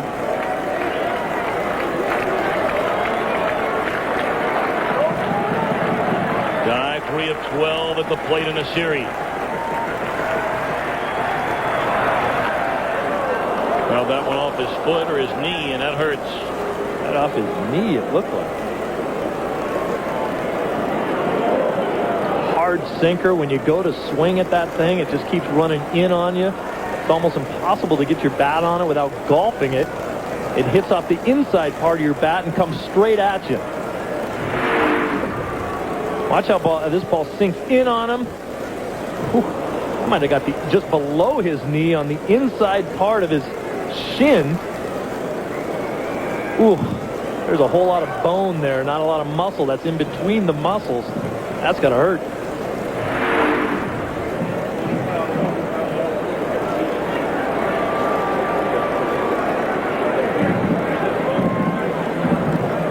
I don't like the fact that he's not getting up right there. Whoa. Almost instantaneous sounded like it hit two bats. Well, a lot of times when you see a guy foul a ball off his foot or off his leg like that, he'll jump right back up and try to walk it off. It's scary to me that he's not getting up. Just now sitting up for the first time, although they're looking around the knee, maybe a little below the knee. Yeah, I think he got hit on the inside part of his leg, below the knee, top of his shin, if you will, I guess.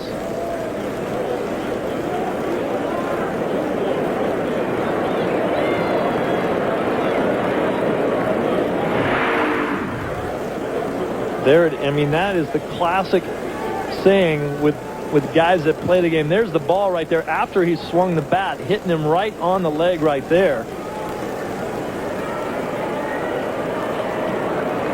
It doesn't take long for that pain to register either. That's where the guys in the dugout are saying, "Get off me, ball." Well, I tell you what, pretty clear now, as he needs help just standing up, that Jermaine Dye is going to have to leave this game. Obviously, his health the number one concern, but Steve, this is a serious blow to the Oakland Athletics. Jermaine Dye, their cleanup hitter, over 100 runs batted in, has to be carried off the field. I'm not sure I've ever seen that, where a guy had to be carried off after fouling a ball off his leg or his foot. They obviously think that there's a possible break there that is very serious. They don't want him putting any weight at all on the leg, because like I said, generally a guy will hop up and try to walk it off, get the blood flowing through there, but they're taking no chances at all. Take another look. How quickly the ball goes from his bat to the inside part of that left leg. Well, that is really too bad. I mean, you never root for any player. It doesn't matter what team you root for, and maybe they're playing somebody else. And, you know, you wish that other team didn't have its best player, but certainly never under a circumstance like that. If we hear anything, we'll let you know. So Ron Gant, who hit the big home run in Game 2 at Yankee Stadium. Ron Gant on that play right there didn't take much of a stride, and boy, before he broke his leg, talk about a guy who had a serious injury, and the type of superstar player that he was with the Atlanta Braves before he had the motorcycle accident that broke his leg. The 30-30 guy could run and hit the ball out of the park. Not the same player today that he was back then, but still a threat to hit the ball out of the park. Grant and Gant, a great leader in that clubhouse. I mean, you talk to guys no matter where he plays, he is one of the more popular players on his club. Getting up there in age right now, but still in tremendous shape. I like to say about Ron Gant all the time that he has muscles in his cheekbones. So he comes up there with a count of 1 ball and 2 strikes, 2 on and nobody out. And Hernandez delivered. Fastball away. 2-2 on Ron Gann, who split the season between Colorado and Oakland. Played in 59 games for the Rockies, 34 with the A's. A little different mindset for Gant than Dye. Dye was up there thinking maybe he could drive the ball. Gant coming off the bench with a 2-2 count now, trying just to get his bat on the ball and shoot it into a hole somewhere, find a gap.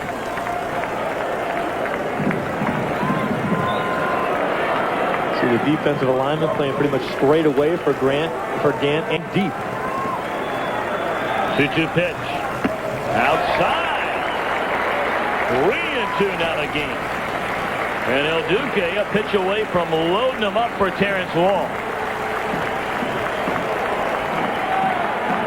Right now, El Duque has to throw the pitch that he has the most confidence of throwing over the plate, and I think that's his fastball. And once again, if you're Ron Gann, I think he's sitting dead red. If he throws you anything else, either you have the discipline to lay off of it, or he strikes you out.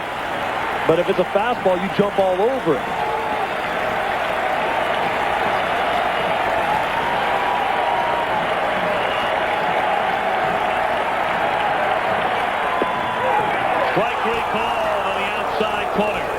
It was a fastball, and El Duque gets a call from Jerry Lane. Well, that is just filthy location right there. Watch this. Low, away, painting the corner. Gant bailing and wailing there, looking for something on the inside half of the plate. Doesn't get it. Great pitch by El Duque. That is Hernandez's first strikeout of the afternoon. So now it's Terrence Long, who walked in the opening inning. The A's now 0 for 27 with runners in scoring position in the series.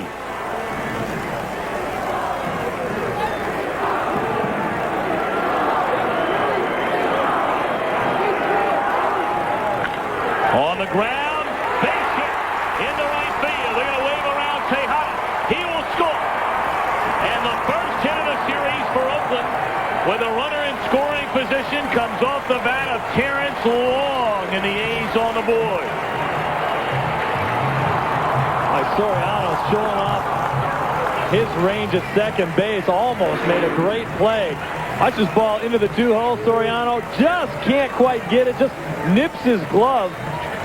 That allows the run to score, and O'Neill wisely coming up, maybe trying to get Giambi sneaking off a second base there.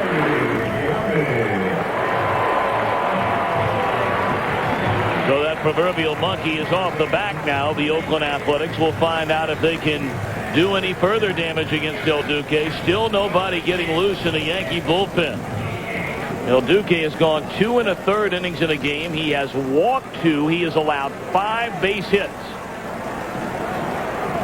Well, in this situation for Jeremy Giambi, to me, the best possible hit that you could have here is a double. Bounce one off the wall or pull one down the line. A lot of people disagree with my theory here, but my theory is that if you hit a double, you score 2 runs, you keep the rally going. Sometimes a home run can kill your rally. You score the 3 runs, but you get the guy back into the windup. There's nobody on base. He doesn't have to worry anybody. You hit me a double in the gap, I keep the pressure on you, and I get 2 runs.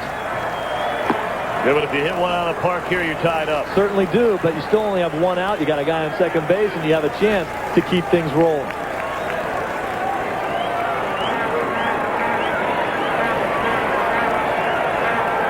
It breaks an 11-inning scoring drought for the Oakland Athletics in this series. 0-2 to Jeremy Giambi. And it's too far inside. 1 ball and 2 strikes. The more and more the series continues to progress, Long is becoming the guy that the Yankees may decide they're not going to let him beat him. He is by far swinging the best bat in this Oakland lineup right now. And he's been the most aggressive hitter for the A's as well. 1-2 pitch. Waking ball gets away from Posada. And both runners are going to the base.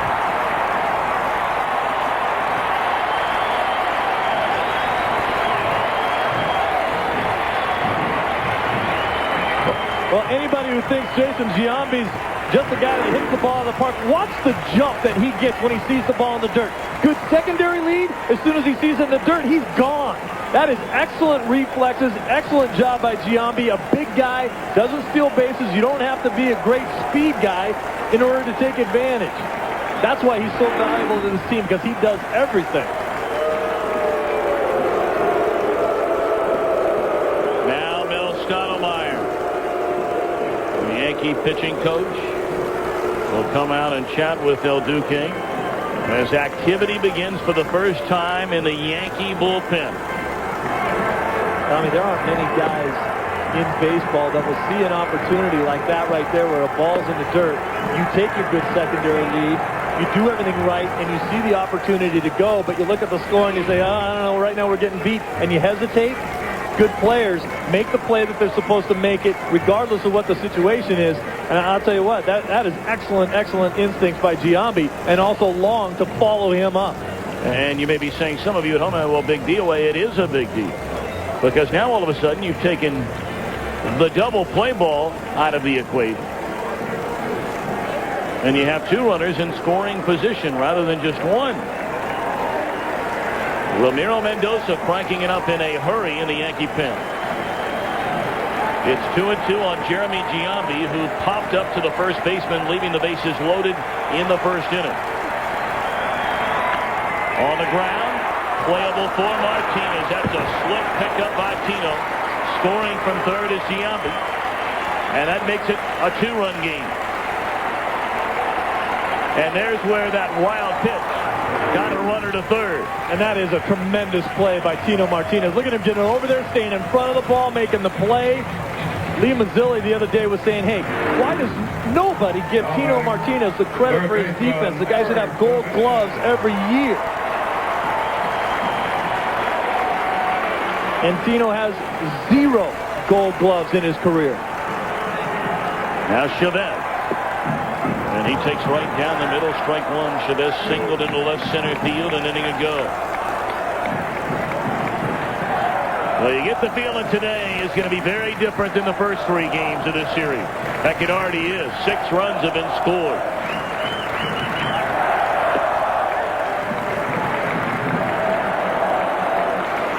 You know, we talked about Chavez's at bat last night.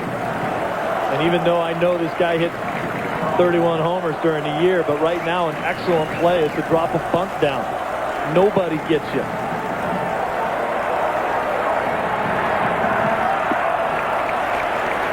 Breaking ball is high. 2 balls and a strike. Look at how far back Brocious is.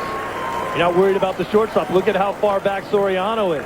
Any bunt that you hit in this area or drop one down here, you walk to first base. Nobody expects it with 2 outs. And a run scores. Little number off the end of the bat, almost a swinging butt in effect there. Turned out for Chavez, but it's 2 balls and 2 strikes. Sometimes it's hard to get a young power hitter to think of the other advantages that he can take in a ball game. As we mentioned last night, Chavez was really swinging for the trees when all he needed was a base hit. Swung on and fouled back out of play. We'll do it again at 2-2. Only the bottom of the 3rd inning. And this game closing in on 2 hours young. 4-2. The Yankees in front as Mendoza continues to throw in the New York pen. Runner at third, 2 out. Better cut there.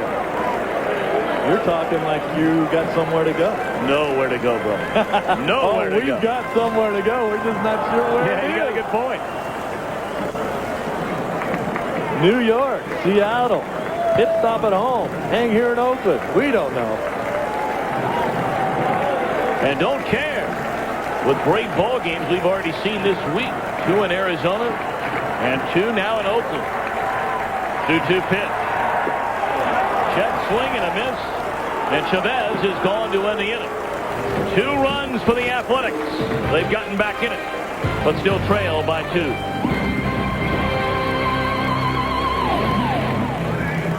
Fox is brought to you by Budweiser with the crisp, clean, refreshing taste you'll find in no other beer. This Bud's for you. Leading off for New York, right fielder. Welcome back. In game one, it was Terrence Long with a pair of home runs. Tim Hudson, the story in game two, with a 2-0 win, and Derek Jeter preserving the 1-0 lead on a home run by Posada as the Yanks got their first win of the series. And here we go to the fourth inning of game four. Corey Lytle still on the mound for Oakland, with the Yankees in front 4-2. O'Neill, Brocious, and Soriano due up in the inning.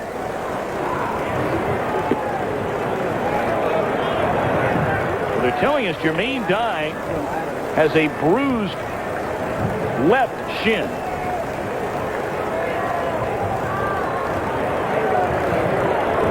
And we'll have to wait and see if he is going to be available should this series continue, or, of course, if the A's win. Looking ahead to their next series. That ball launched into left center field off the bat of O'Neill, and it's off the wall.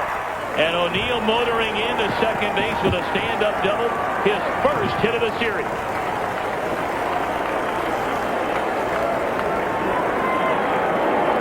I don't think anybody catches that ball no matter what, but remember the defensive changes that we just made with Long moving over to right. Gant goes into left field. This ball launched by O'Neill. Watch his reaction after he hits it. He's like, did I really get that one? He says, if it bounces in there, it's a sure double, and he hustles into second base. Saw Ron Gant come into your screen. He remains in the game, taking over for Jermaine Dye. Gant playing in left, and Terrence Long moving from left field to right field. Rick Peterson again coming out.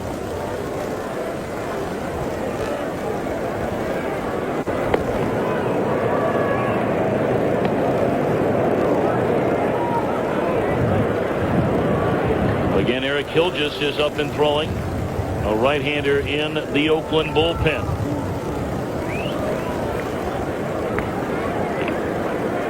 We brought it up in the opening of our telecast. As you get a look at the pitch count for Lytle, already at 64, and he's only faced one batter in the fourth inning. Joe Torre going back to the guys who have won him world championships in past years. And so far, every one of them involved in the mix here today. Bunted up the first baseline, foul. David Justice walked and scored in the third inning. O'Neill put the ball in play with 2 on in the second. It was an error by Santangelo, but a run scored on the play. And now O'Neill has doubled here in the fourth. Remember, O'Neill with the bad foot might make them a little more hesitant to score him on a base hit. See if Brocious is asked to try and advance O'Neill again with a bunt. He had 6 sacrifices during the regular season. He does square, and he does bunt, and it will advance a runner. Every run becomes so precious for these teams now, especially the Yankees, on the brink of elimination. An excellent job by Brocious to advance O'Neill. And back to what we talked about before, a little difference in the philosophy with Torre saying, I'll go ahead and bunt somebody over here, try to get another run for my team. Whereas if we're talking about the other side of the field there with Art Howe, no way you bunt right there. Hit the ball to the right side, try to drive someone in. Well, the old cliche in baseball is get him over and get him in. They've gotten O'Neill over, and it's up to Soriano to try and get him in. Infield drawn in for the A's. Ball one high and tight.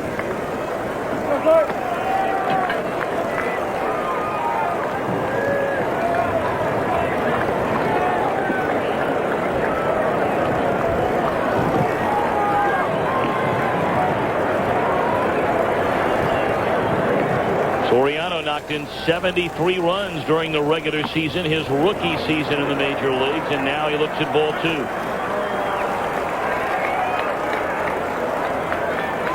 So many more people would be talking about Soriano as a Rookie of the Year candidate if it wasn't for Ichiro in Seattle, and maybe Sabathia from the Cleveland Indians as well, who had an excellent year. Those two teams matching up in the playoffs. On the ground, through the hole, a base hit in the left field by Soriano. And that makes it 5-2 New York. So the Yankees playing small ball after a leadoff double by O'Neill. Advance O'Neill to third. He scores on the base hit by Soriano. Well, Lotto's trying to throw ground balls, but he throws this one in a spot where nobody's standing. Cervez trying to make the play over there, and he can't reach it. I'll tell you, he'd love to come up to the plate with a guy on third base. Less than 2 outs. Going to do it for Corey Lytle. Gilgis will come on from the bullpen. We'll be back.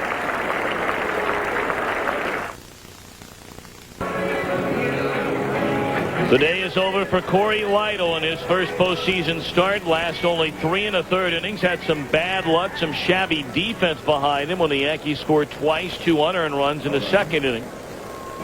And now he'll give way to right-hander Eric Gilgis.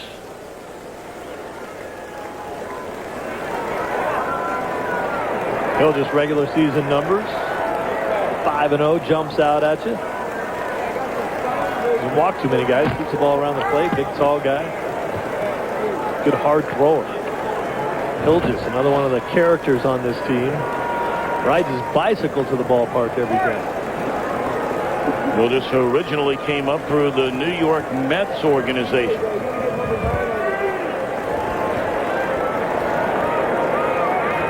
Chuck Knobloch, the batter. And a fastball in there, strike. I asked Johnny today about the rest of the guys on the team and how loose they were. They play so loose, but you worry about a team like that. You know, when things start going bad, if they still have that kind of swagger about them, when they start thinking that their backs are against the wall a little bit. He said, hey, we're hoping to be the same guys, but we feel right now like we're starting to play more like we were early in the year, not driving in the big runs. And he said, of course, our pitching wasn't as good then, so we were always behind in games, and it kind of compounded.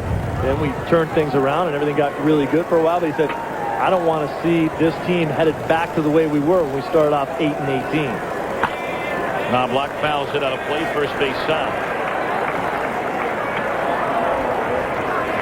Keep an eye on Soriano. He stole 43 bases during the regular season.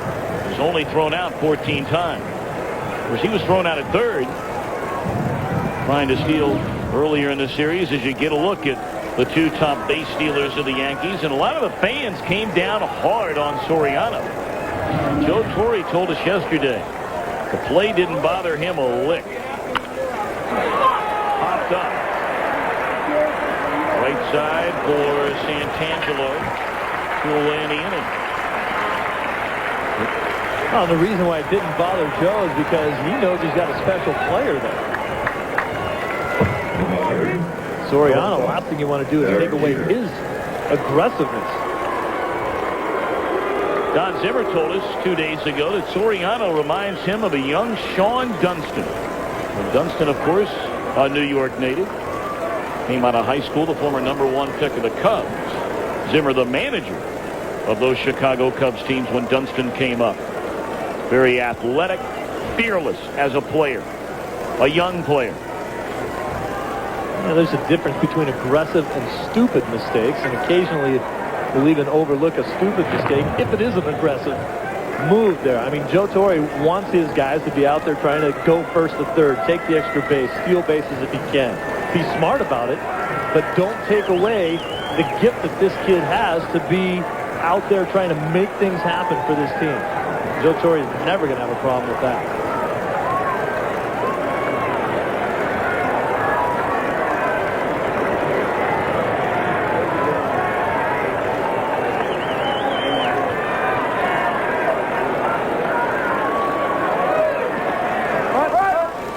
Bounces up there, blocked nicely by Myers. 1-0 to Derek Jeter, who's 1 of 2. He singled and scored an inning ago.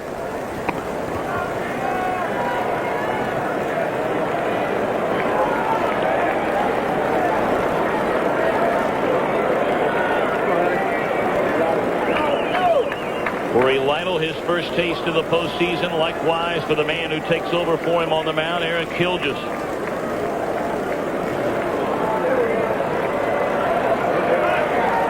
Runner goes, and no throw for Myers. He knew that Soriano had such a great jump that there was no reason to throw. Look at that jump, and look at the speed. When Myers catches the ball, Soriano's only a couple steps from second base, and it's a good job that Myers just puts that one in his back pocket.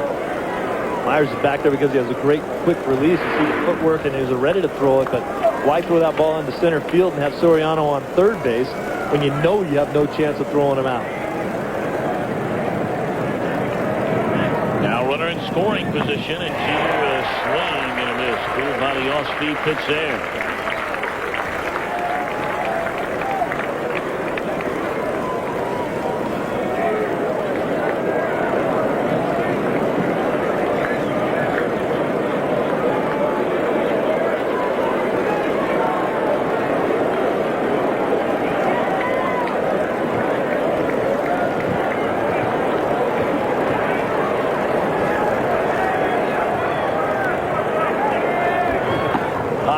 Tight, 3-1 now to Jeter.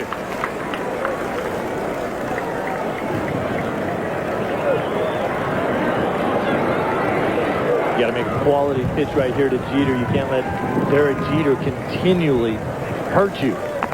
And there's ball 4.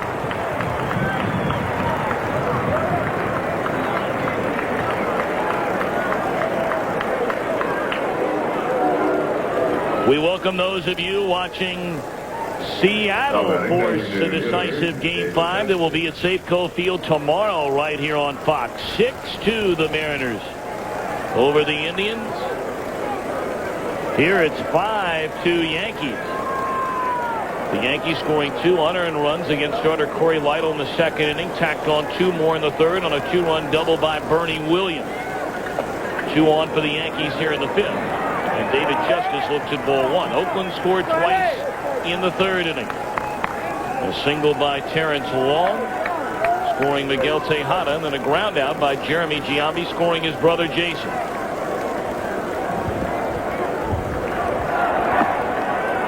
And he'll just all over the place, 2-0. Yeah, and this is the kind of hitter, David Justice. I think this is exactly what he's looking for, an opportunity to break out of what he has had the problems over the last month of the season. Hilgis with a big overhand fastball. David Justice can still catch up with one of those. Hilgis right now really struggling with his slider. Can't throw it for a strike, and now he's at 2-0. Justice has been begging to be in a situation like this for a long time. And here comes Peterson to talk to Hilgis about it.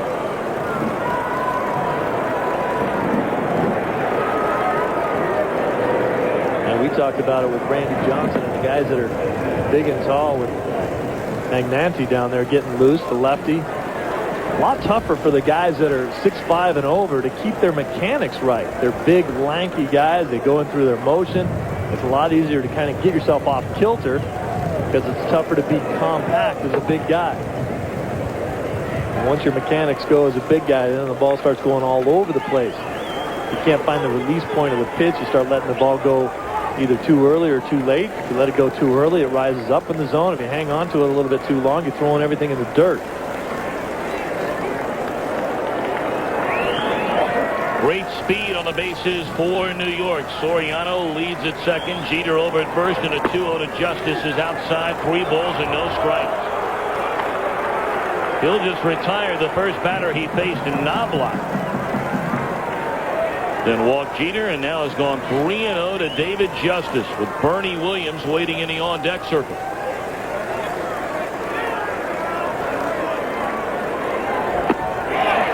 And Justice takes a hack at a 3-0 breaking ball and comes up empty. Well, David felt so good about the ball that he took before. He figures, hey, 3-0 right here with 2 outs. I'm going to give it a good rip. And now he's thinking, man, a good chance of getting a good pitch. 3-1 too.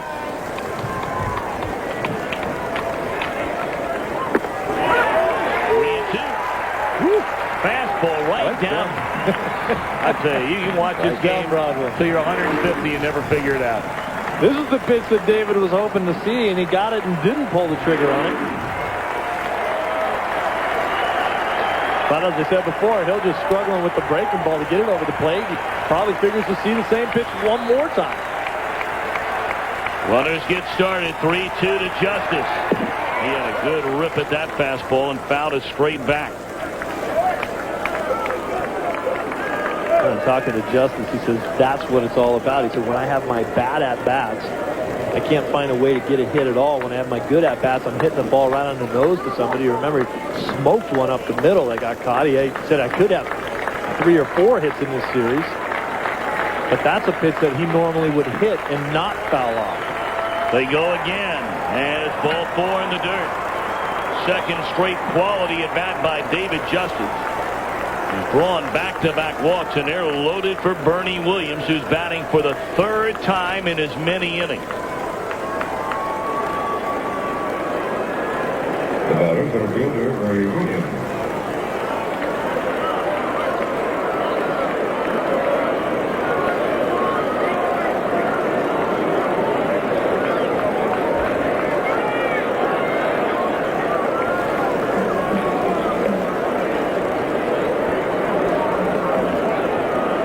They're loaded up for Williams, who walked and scored in the 2nd inning. He had a 2-run double to straightaway center field in the 3rd.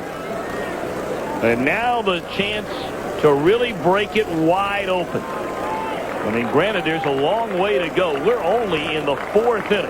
And here comes Art Howe. They're going to bring in the left-hander Magnanti to turn Williams around. We'll be back. Up with the bases loaded, the Yankees in front 5-2, and a left-hander on from the bullpen, Mike Magnanti. The numbers for Magnanti, especially the games played, 65, the most in his career. Guy bounced around for a long time in his career with Kansas City, Houston, Anaheim, kind of found a home here in Oakland. Changed his delivery a little bit, hides the ball a lot better than he used to. Doesn't walk guys, doesn't strike out too many, but makes you put the ball in play. You get a look at those numbers for Williams with the bases loaded. All of that damage was done before this year. With the bases loaded this season, Williams was only 2 of 12 and did not hit any of those 9 grand slams this year. And there's the base hit in the center field. Soriano scores. Jeter scores.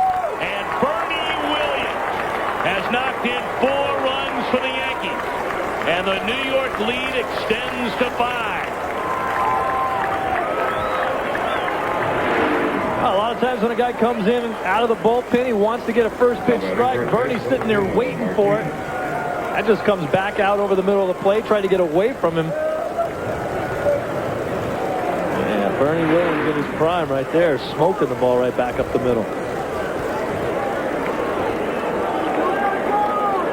Bernie closing in on his teammate David Justice for the most runs batted in the postseason. 4 of them here in the ball game today. You talked about it earlier when you talk about postseason numbers and the guys that we have playing in this game, especially on the Yankees.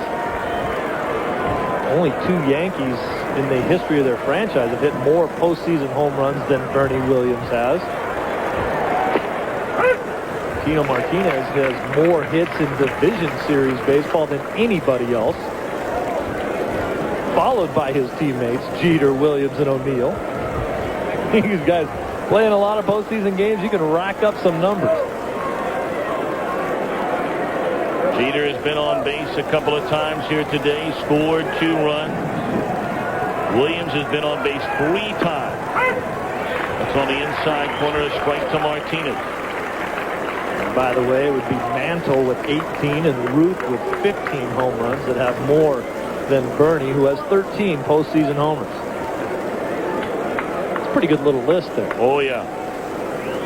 And in all fairness to those other guys, they did not play near as many games because they have tacked on an additional layer to the postseason since guys like Bernie Williams have come along. That one pulled foul. I mean, when Mantle and those guys were playing, there was no such thing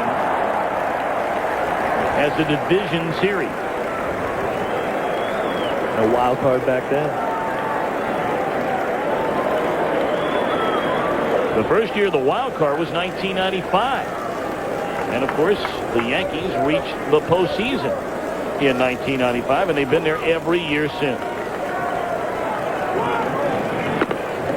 Gone swinging his money, but not before New York scores 3 more runs. After 3.5, 7-2 New York. This bud's for you.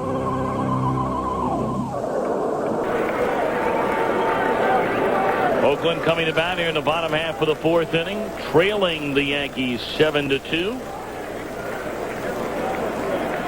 A wonderful sign made by a Yankee fan who must make her home out here in Oakland. Our prayers indeed with the families of the firemen and the police officers back in New York,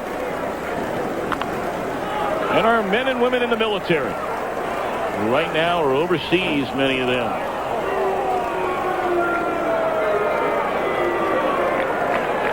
Yankees wearing the black armband in memory of those that lost their lives on the tragic day of September 11th. Boy, and it certainly seems like every year the Yankees have an armband or a number that they're wearing in memory of some type of tragic event that has touched the Yankee franchise.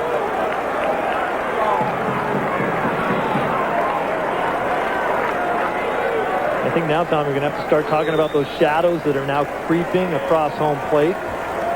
Look at that. When you're in the darkness and the pitcher is in the light. They're in trouble.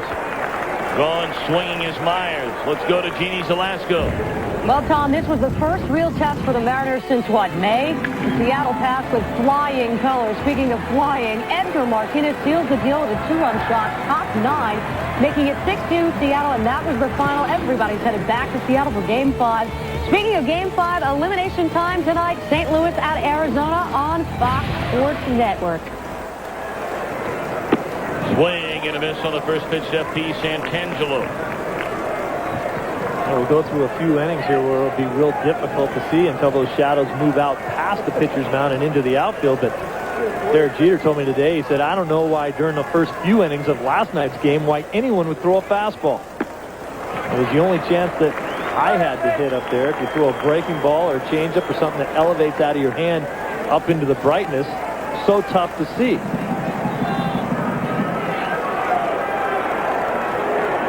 Make it real hard for either team to score runs over the next 3 or 4 innings. Popped up. Foul territory. Brocious falls off post. Can't make the play. That'll more than likely be an error charge to Brocious. You know, Brocious makes the right play here, and you'll see right about when he gets there, there's a little shadow. I don't think that would have anything to do with whether or not he could make that play. He does not flip the shades down. Some people would say, well, why didn't Posada just make that play? He's a lot closer, but catchers really don't want to come too far out there. They want the third baseman, the first baseman to come in and make that play if they possibly can. And it is indeed an error charge to Brocious. Live ball. Williams back pedals, and he's got it 2 up, 2 down. Go to MLB.com to bid on specially autographed and game-used items that are currently up for auction. And all the money raised will benefit the Disaster Relief Fund. Go to MLB.com.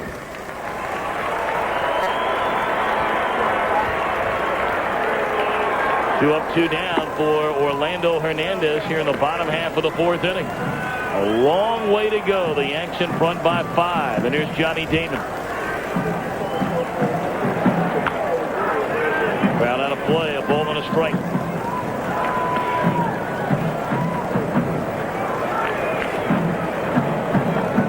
Game is never over. Involving either one of these two teams. The Athletics with all that thunder up and down the lineup. Trailing by 5 and rolling in the 4th inning. Swing and a miss by Damon. 37 come-from-behind wins. Of course, the team that led all of baseball with 49 comeback wins was the Yankees. And they had the ultimate comeback win in yesterday's ball game, trying to do the same thing today. Staying alive. Gone swinging Damon. And clearly the shadows were indeed, as you pointed out, Steve Lyons, a factor in that half inning. We go to the fifth.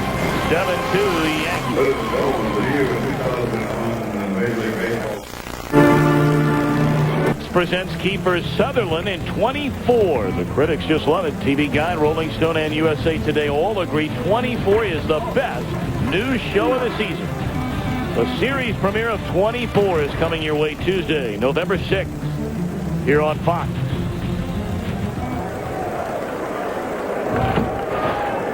Look forward to that show. 0-1 low and away.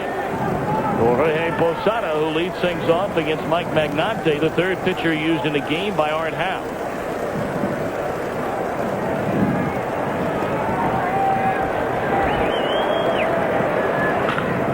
Base hit through the hole into left field by Posada. His first hit of the afternoon.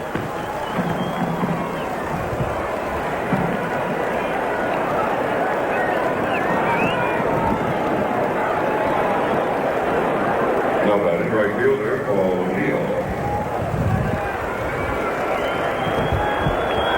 Now O'Neill, who really struggled in big situations in the first two games of this series in the Bronx, came up with 2 on and 1 out in the second inning, hit what looked like would be a double play ball.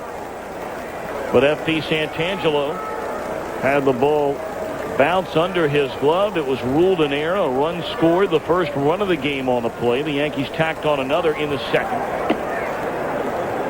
And then O'Neill doubled to left center field an inning ago and scored.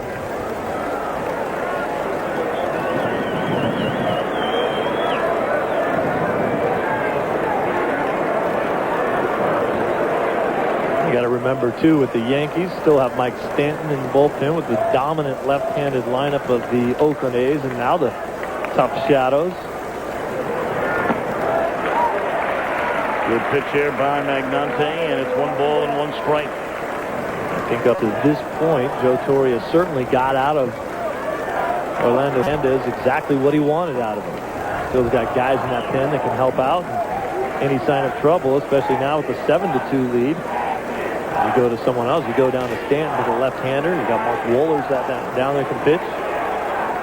Yankees in good shape in this game right now. Blowing away to O'Neill. 2 balls and a strike. The question was posed to Joe Torre when we sat down to get together with him earlier this morning. If your team would have fallen behind last night and if it looked like the season was going to come to an end, what would you have done with Paul O'Neill? He said there is absolutely no doubt about it. He would have been brought in the game. Because even though O'Neill has not officially announced his retirement, that one grounded down to Giambi. He'll look at second but take the out in front of him. Many believe O'Neill is going to call it quits. And he has been such a huge part of this rebirth, really, of the Yankees. You say that. I mean, they've won more championships than anybody in professional sports by a mile. But when O'Neill came, it was not a good Yankee club. Came over in the trade for Roberto Kelly. He was part of a couple of lean years, and they made it in the playoffs in '95. Won it all in '96. Pretty impressive resume there for Paul O'Neill. Certainly one of the guys that was through it all here.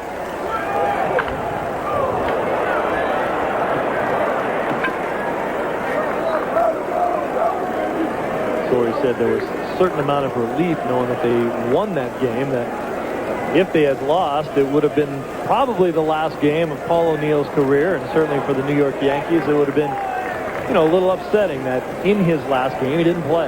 You would have said, hey, I would have definitely tried to get him in there somehow if it was the type of game where I knew it was out of hand and we were going to lose it.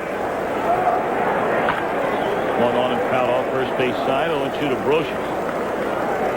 There are a lot of people out there saying, you know, Paul O'Neill, he'll break his back, he'll slam his head, do all that kind of thing. And Steve, I don't know about you, but I'll take a guy on my team, anybody in life that plays with passion, and that is Paul O'Neill. He's upset right now. Mad that he didn't hit that ball in a better spot than right at Giambi. Wanted to find a hole with it. Still mad at himself. Takes it seriously.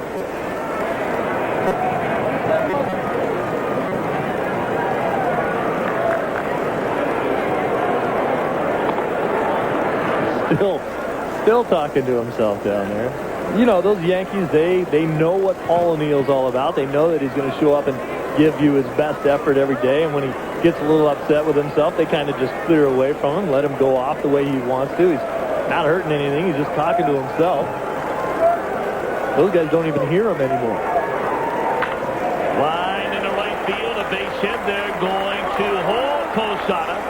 And the cutoff man overthrown. They throw to second and get the out there.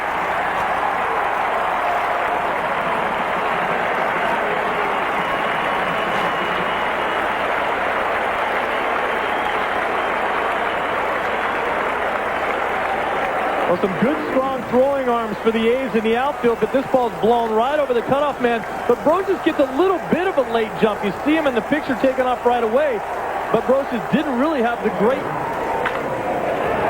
round first base here. See, he's slowing down right there. Now he decides, oh, I'm going to pump it up and get into second base. We talked already about the fact that Myers behind the plate has a good quick release.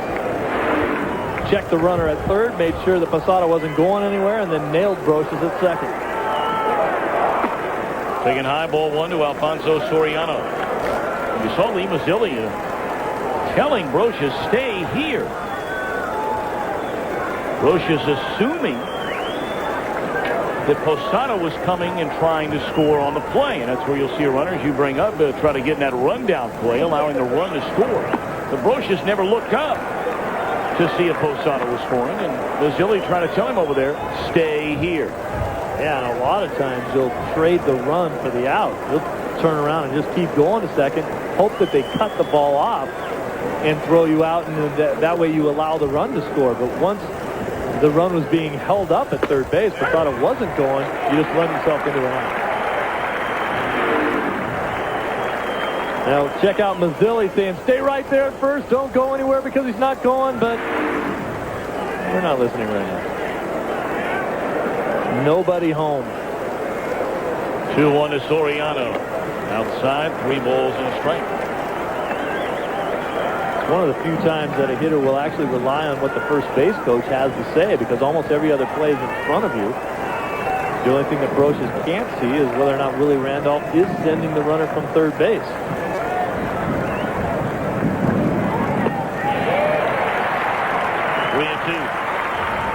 In Brosius' defense, the only thing that he really did see was a high throw.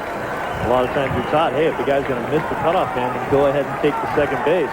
But Brosius just didn't get to first base quick enough for that to happen. He hit the ball very hard to Long. Long came in and he made a hard throw. Brosius was far enough around first base to take the second. Now Block hoping for a chance here in the 5th inning. Yankees lead by 5. Posada the runner at third, and it's 3-2 on Soriano.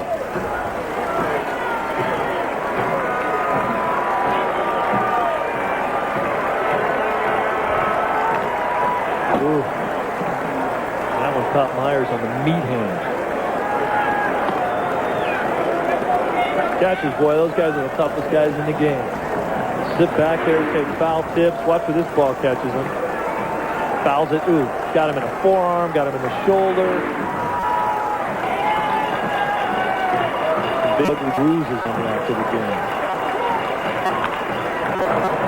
Foul play at the third base line. Willie Randolph still picking it down there at third. Willie Randolph will be able to pick it as long as he's alive. But he still looks like he could play, doesn't he? Yes, he does. Boy, what a lot of knowledge that he can help every Yankee middle infield with. James keeps searching for managerial jobs.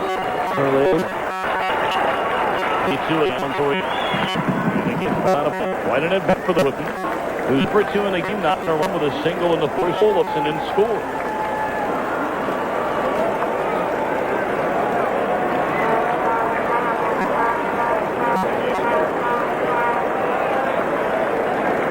score 7-2 right now, you've really got to look at the Oakland A's and saying that they have to shut the Yankees down for the rest of the way out here. There's ball 4 outside. Nice at bat by Soriano. Take a look at our in-game box score. A lot more crooked numbers up there for the Yankees than in the first 3 games of this series. They've scored 7 runs, 8 base hits. O'Neill getting his first hit of the series. David Justice has had a couple of real good at-bats drawing walks, has scored once. And Bernie Williams, 4 runs batted in.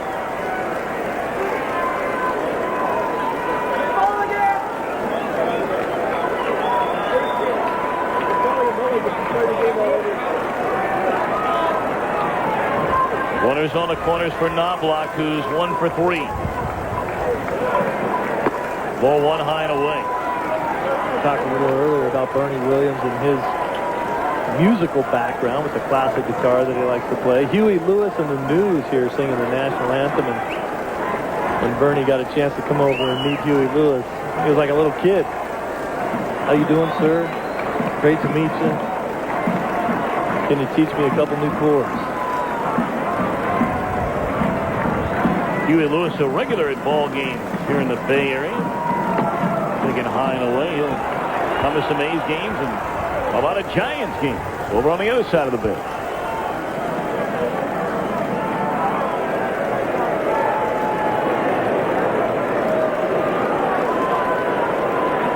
A long way to go, but you can only wonder what is beginning to stir through the minds of these young Oakland Athletics.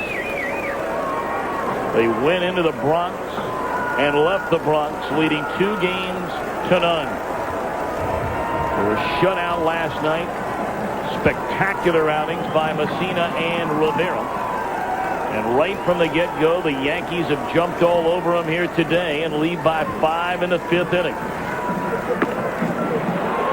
And Magnante needing a compass to find the strike zone. 3-0.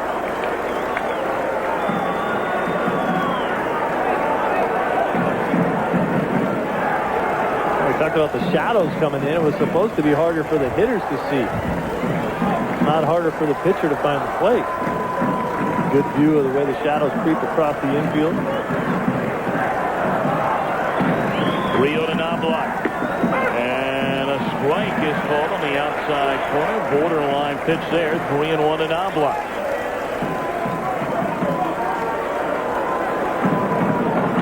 Game 5, if there's a Game 5, would be tomorrow night in the Bronx. Up again to close this one. 3-1 Knobloch and comes. Runner goes and it's fouled back out of play.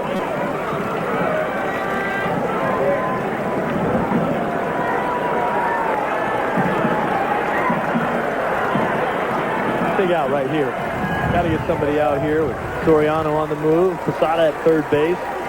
Any type of gapper scores 2 runs. With the way the shadows are right now, although they have not seemed to bother the Yankees all that much. Not let the Yankees score any more runs. 3-2 and a throw over to first. Soriano saw it coming all the way. Many of you may be wondering, in Phoenix, in St. Louis, watching this game right now, you will see the Cardinals and the Diamondbacks game in its entirety. For most of you, we'll keep it here and then throw it there later. Although the way Schilling and Morris goes, that game might be over before this one is popped up. Right side of the infield, and able to get out of the inning is Magnante, and indeed a big out for the Athletics left-hander. The heart of the order coming up. The A's trail by 5. No other beer. This Bud's for you.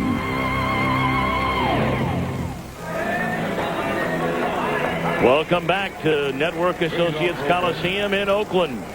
And the A's are hoping to jumpstart their offense here in the bottom half of the 5th inning against Orlando Hernandez. It'll be 2, 3, and 4 in the batting order. Miguel Tejada, Jason Giambi, and Ron Gant. For many of you not with us earlier, Jermaine Dye fouled a ball off his left shin. badly bruising the shin and had to be carried off the field. Will be evaluated day to day, and that's the way the Yankees season has been going the last 2 days. Day to day. Breaking ball in there, a strike to Tejada. Tejada's done his part, 2 for 2. He singled to right center in the opening inning, doubled to right, and scored in the third. And I think that's the way that these Oakland A's have to try to get back into this game once again. Get some base hits.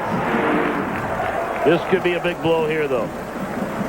Dive fouling that ball off the inside of his left knee. They say it's a contusion, a bad bruise. Sometimes a bone bruise like that, as you see them carrying Dye off the field, you know, who knows if he can even go tomorrow night. By the way they carried him off there, it doesn't look good for tomorrow night's game if they have to play one. 0-2 on Tejada. And on the ground, Bye approaches into left field.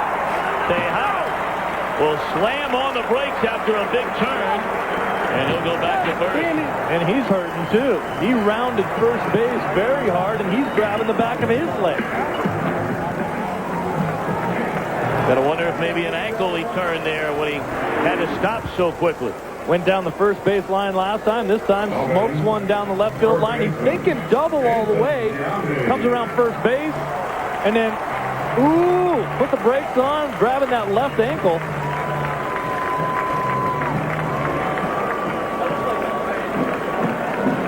Maybe kind of a funny step after he hit the bag. Tejada, a tough guy. Played in 200 consecutive games. Played in every game this season. Giambi first pitch swinging. A lazy fly ball into right center field.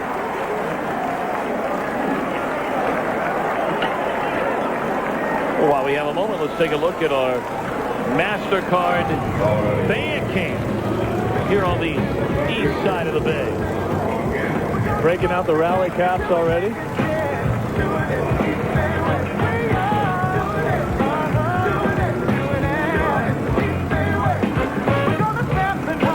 The Tower of Power, providing the tunage.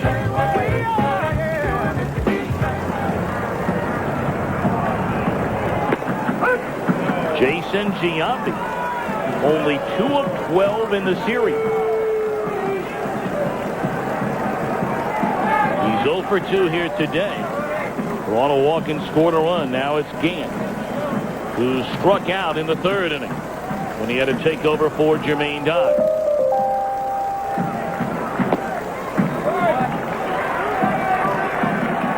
Man, just going with that sweeping breaking ball again. Don't hang one of those.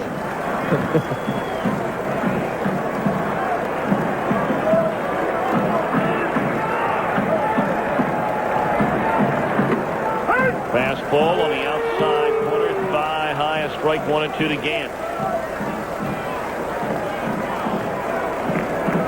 Ron Gant, his entire life, has been a dead red pull hitter. He's going to bail on this front foot out this way. He's not going to come that way. He's going to pull his hop half out. Anything away from him he doesn't like. That's why he stands right on top of the plate. You can see that he starts to pull that left shoulder out. The front hip comes out of there. Everybody knows it his whole career, but he's had a lot of success standing right on top of the plate and daring you to throw anything on the inside half. 2-2 to Gant. And the roller off the end of the bat right at Tino Martinez. And that's his second out of the inning. Advancing on to second is Tejada. So that was a breaking ball. But Gant way out in front of it.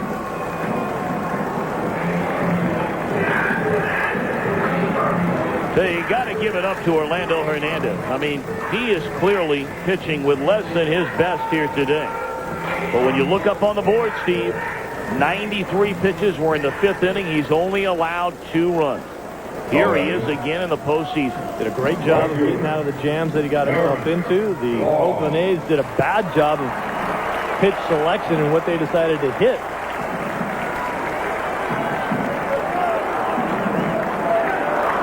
And as you mentioned earlier in the game, the one guy that is swinging the bat well for the A's. Is at the plate right now.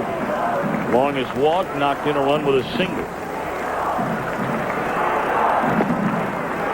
And that one too far in, ball one.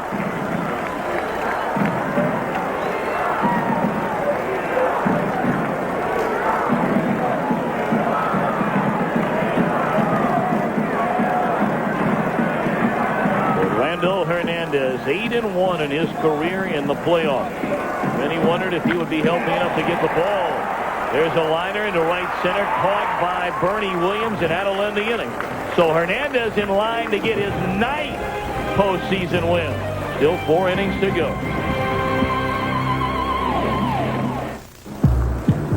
Here in Oakland, 7-2 Yankees trying to force a 5th game that will be played tomorrow night in the Bronx. Mark Guthrie worked an inning here last night, and he takes over the 4th pitcher used in the game by Art Howe.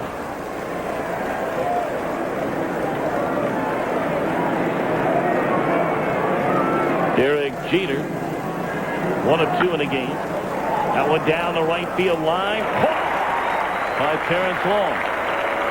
But Steve, who knows, that play last night may have turned around this series. And the Yankees come into this game down 2 games to nothing. An unbelievable play with a 1-run lead to preserve it. Jeter out of nowhere backhands the ball to Posada. Giambi out at the dish. Clearly one of the most athletic plays that we've seen all season long. That saves the 1-run lead. The Yankees go on to win it. You never know what happens if that run is safe. You got a guy on second base. It's a tie game. We might not even be playing this one right now. David Justice 0 for 1 has walked twice, scored a run.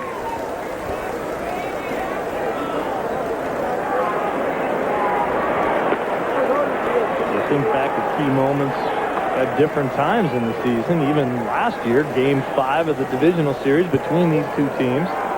The Yankees jumped off to the early lead. Hey, if the Oakland A's win that one, maybe they waltz through to a World Series championship. And we're talking about the possibility of the beginning of a different dynasty over with the Oakland A's instead of the continuing dynasty of the New York Yankees. And you get the feeling that these 2 teams are going to be locking up for many years to come. Because the A's have so many young players that aren't going anywhere as Justice has gone swinging. And you and I were talking and talking with Joe Torre and Don Zimmer. A lot of people are going to say, well, if the Yankees lose this series, it's the end of an era. Don't ever be fooled. George Steinbrenner owns the New York Yankees. When you have a starting rotation of Roger Clemens, El Duque, Mike Messina, and Andy Pettit all under contract, and Mariano Rivera down in the bullpen, you start there and bring in some more players, which you know the Yankees will do. Either they bring back their own or they go get somebody else's players. They'll be ready to win again next year if they don't win this year. And this is not a team that's going to retool. They're just going to reload. It may be some different faces. We've already talked about the possibility of maybe O'Neill calling it quits. Maybe Knobloch doesn't come back. Maybe Tino signs a deal with somebody else. Brocious, there's a question there. But you know that the Yankees are going to be interested in the services of a guy like Barry Bonds, like the first baseman of the Oakland A's, Jason Giambi. You know that if Boomer Wells is healthy after his back surgery, that he will play for free to come back and pitch for the New York Yankees. They're going to go out and do what it takes in order to win again. George doesn't say, oh, that's okay, we lost this year, we can take a few years off. Oh, no. That doesn't work that way. No. With the TV packages, the local packages, that the type of revenue stream that George has at his disposal, spending more money than anybody else in baseball is no big deal to him. That one grounded down to third base line. Chavez, a nice play to throw out Bernie Williams, and that'll end the inning. A good solid inning by Guthrie. After 5.5, 7-2 Yankees.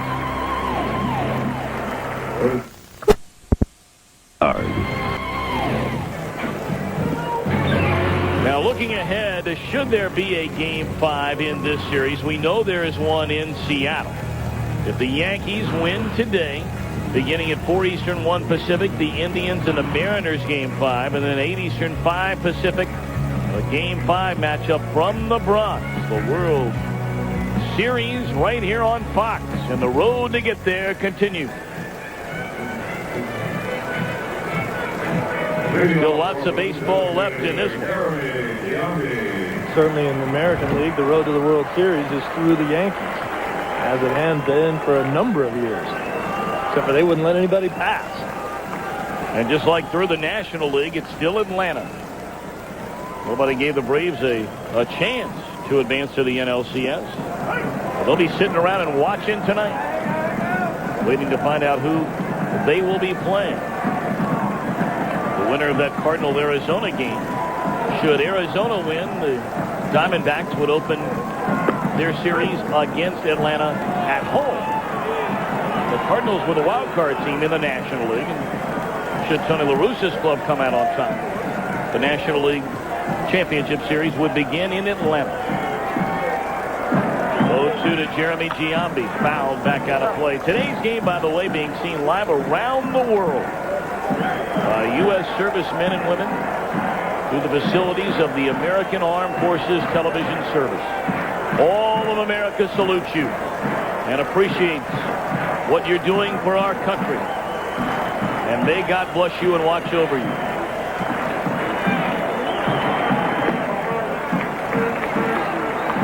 Now, this is the time right now for the Oakland A's. You've got to get something going. It's getting very, very late.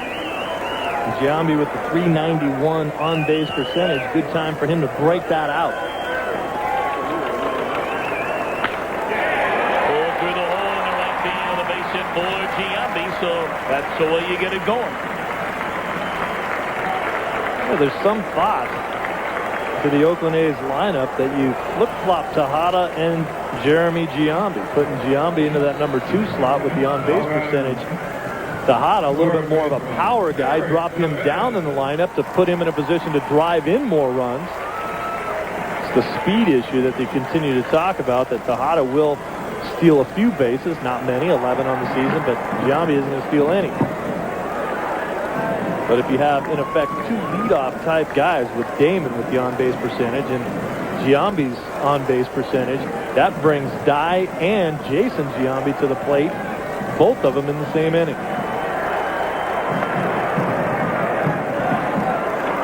Stanton getting loose for the Yankees, and Chavez lifts a fly ball into right center field. O'Neill drifting back to the wall, has room. One away. Chavez, who hit 32 home runs during the regular season, has had a quiet postseason. Chavez and Giambi have by and large been silent. Well, you see Chavez coming around that pitch. So it's what we've talked a lot about what he's doing now. Watch his hands don't come straight through the ball. Is out and around that pitch. And he's not getting the type of, not being able to generate the type of power that he's shown throughout the season. Giambi was trying to get him to do what he does best, and that is drive the ball in the left center field gap and keep his hands inside the ball. Quarter infielders for the Athletics. A huge part of their success, obviously, during the regular season, a season in which the A's won 102 games. But Jason Giambi and Chavez have gone 4 for 27 in the series in their strike. The A's aren't getting production out of the corner infielders. They're going to have a hard time scoring. Well, those are the guys, as you mentioned. If any team doesn't get the production out of their big guns, it's going to be a long road. Get a look at the pitch count for Orlando Hernandez with 1 gone and 1 on here in the last of the 6th inning. You just cannot talk enough about the way Hernandez has stepped up. I mean, it's been a miserable year. He had an 8-game losing streak. He had a bad elbow coming out of spring training. He had toe surgery, missed nearly 3 months. Didn't win his first game until September. Had to pitch out of the bullpen to prove to Joe Torre that he was well enough to be on the postseason roster. And here he is in yet another elimination game facing his ball club. You get a look at the numbers against Oakland. He likes pitching against them. But Hernandez, who labored through those first 3 innings, getting better as this game goes on. And plus, you talk about a guy who said he's had a dead arm, was not comfortable with the way he's pitching, and yet the organization continued to say, we can't find anything wrong with you. You got to run back out there. We're paying you lots of money to hang around. Certainly stepping up and doing the job in as big a game as he's had in this organization, too. I mean, when you think about the fact that he's pitched in the World Series, but hey, you don't get back to the World Series unless you win this game. That makes it a pretty big one, I think. Absolutely. You don't get back to the League Championship Series if you don't win this one.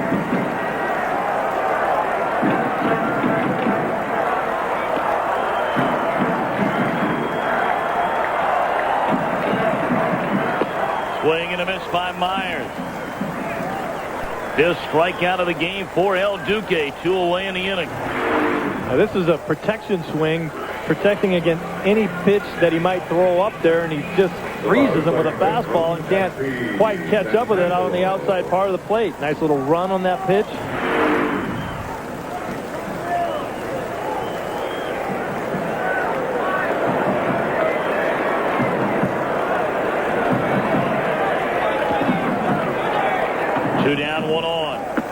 Breaking ball is high and inside to F.D. Santangelo, ball 1. Many forget in that game 5 here, the decisive game when the A's had the home field advantage, that El Duque came out of the bullpen in that game. Made the first relief appearance of his career. I mean, he had to come in and get Andy Pettit off the ropes in that game. They got the huge lead, but Oakland got back within 2 runs quickly. And the Yankee bullpen just shut down the A's the rest of the way. In the air, straight away center. Williams chasing. He's not going to get over his head, up and against the wall. Are they saying that went over the wall and came back? They are, and boy, the Yankees now are having every break in the world go their way. That would have easily scored Giambi from first. Instead, he is stopped at third.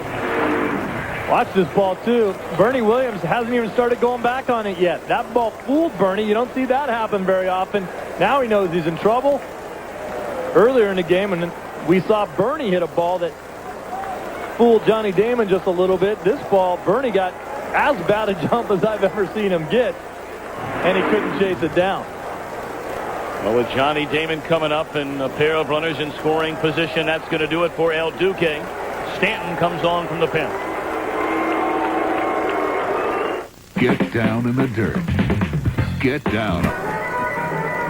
A big reason why the Yankees have won 3 consecutive World Series, their bullpen. And Mike Stanton has been a huge part of it. You get a look at his numbers during the regular year. In 40 career postseason games, he's 4-1 with an ERA of 1.08. And that's getting it done when it becomes a big-time situation. 76 appearances, more than anybody else on this club. Doesn't throw many more innings than that. 80 innings and 76 appearances, but the strikeout to walk ratio is excellent.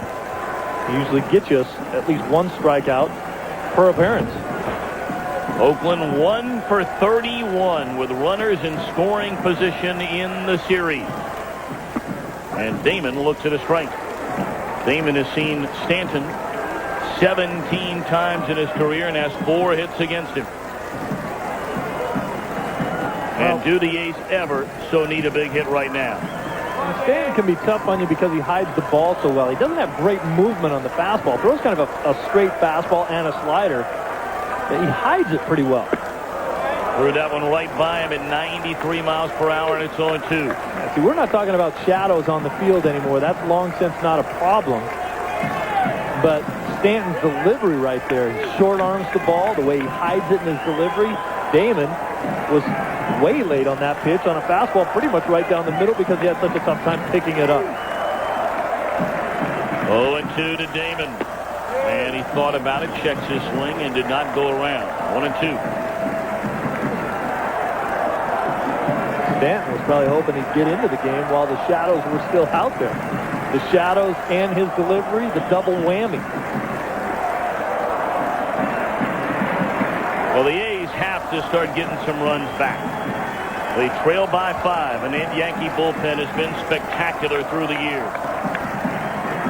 1-2 pitch. Fouled back out of play, and Damon hanging around. Well, Duque, you get a look at his line. Was he great? No. Very good? Flip a coin. Effective? You better believe it.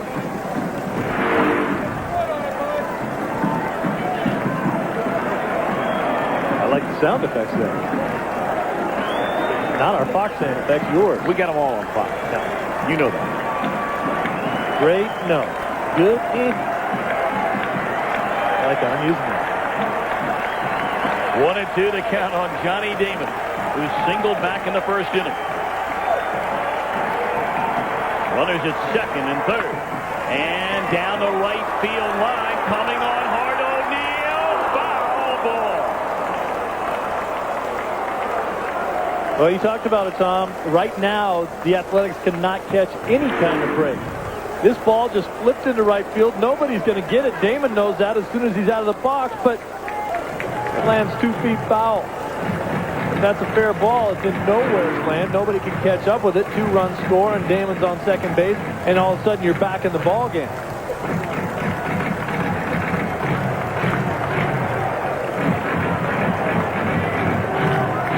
It really is funny how all of the breaks right now have completely turned around, and they're going in the Yankees' favor. Every little thing, a call here, a bounce there, clearly in favor of the A's over the first 2 games, but ever since Jeter made the play last night, the tide has turned. And I'm not sure why Stanton's giving him anything close to hit. Throw him a slider in the dirt. And there it was. Try to get him to chase that one.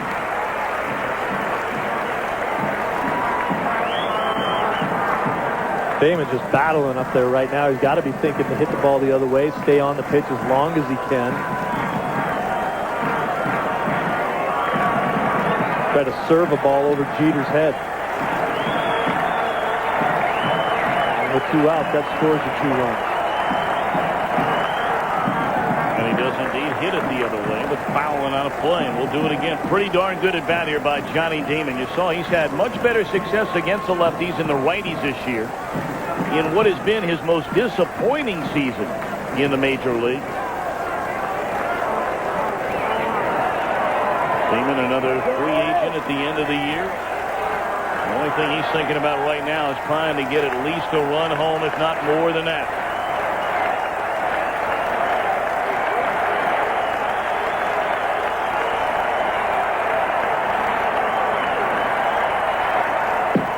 We'll do it again. Challenge with a 93-mile-per-hour fastball. Doing a nice job. We talked about the at-bat that Greg Myers had when after 2 strikes you're trying to protect against any pitch that he can throw up there. When you fire your fastball up there at 92, the slider up there at about 82, the degree of difference in miles per hour can get you off balance. You have to try to protect against both of them. This is the 9th pitch in this at-bat to Damon. And right back to the mound. Stanton will fire onto Martinez, and that'll end the inning.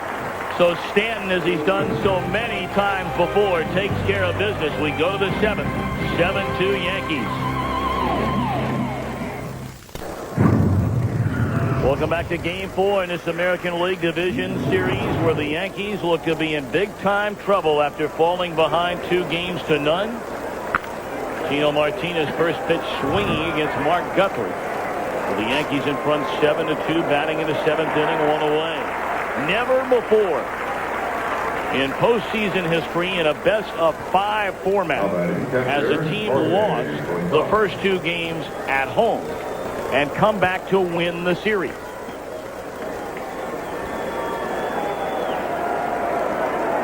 Makes a lot of sense. You lose your first 2 games at home, you got to go on the road, and they eliminate you. Get a look, only 5 times out of 39 possibility has a team even come back after trailing 0-2 period.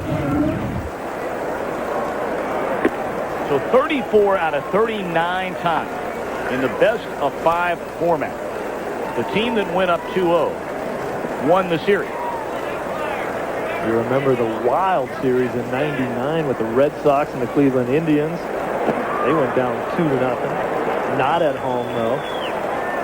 Then came back and won 3 straight. Pedro Martinez came out of the bullpen through 6 no-hit innings.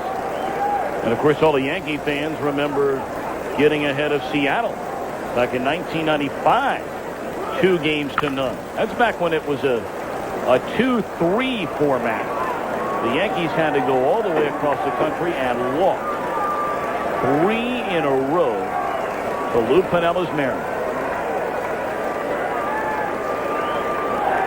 But that would only set the stage for 1996, when the Yankees would come back, win the World Series, bumped off by Cleveland in '97, and they've won it every year since then.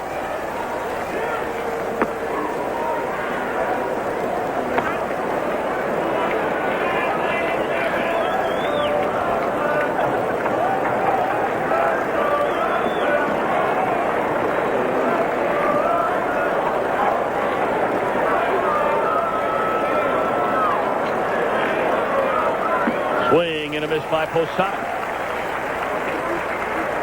3-2. Posada 1 of 2 in the game. Hit the big home run here last night. The only run of the game. Barry Zito allowed only 2 base hits in 8 innings. But got beat 1-0 by Messina and Rivera. Down to third. Chavez throws him out 2 away. Guthrie, since coming on, has retired 5 in a row. Done a nice job moving the ball in and out, keeping the ball down in the strike zone.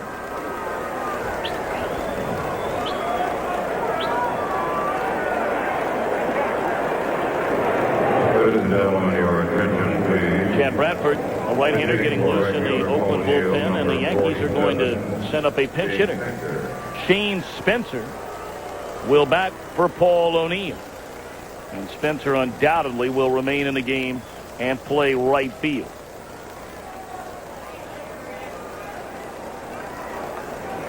O'Neill, of course, playing with that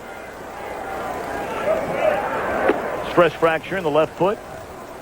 Joe always does a great job of getting guys into games late in the game for defensive purposes, and certainly Spencer, we saw him make the play down in the corner, missed the cutoff man, but still got it done. Got over to that ball very quickly to keep Giambi from scoring from first base. And we saw that ball that got popped up down the line just foul that O'Neill couldn't quite get to. Spencer probably does. And you bring him in for defense late in the game when you have a lead.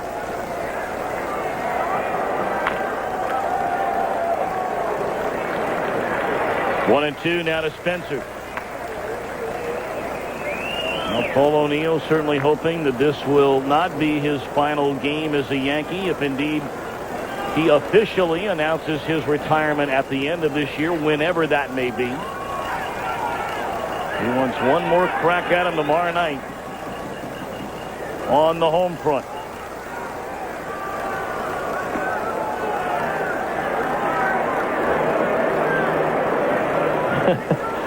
Well, again, out there retrieving a ball that ended up on the field, and then the big guy stole it from the little guy, and now he gave. Now I thought he gave it back, but he didn't. He gave it to another little guy. Well, the other guy already had a ball. Had one. Probably how it got out there in the first place. Those guys were playing catch. Roller towards Tejada, and the inning is over. 3 up, 3 down again for Guthrie. We're in the middle of the 7th inning here in Oakland. The A's trail the Yankees 7-2, and we're going to keep it right here for God Bless America. Ladies and gentlemen, very disrespectful. 7th inning stretch. We invite everyone to join in singing God Bless America.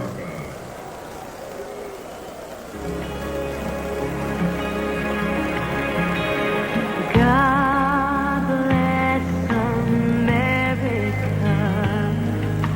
the land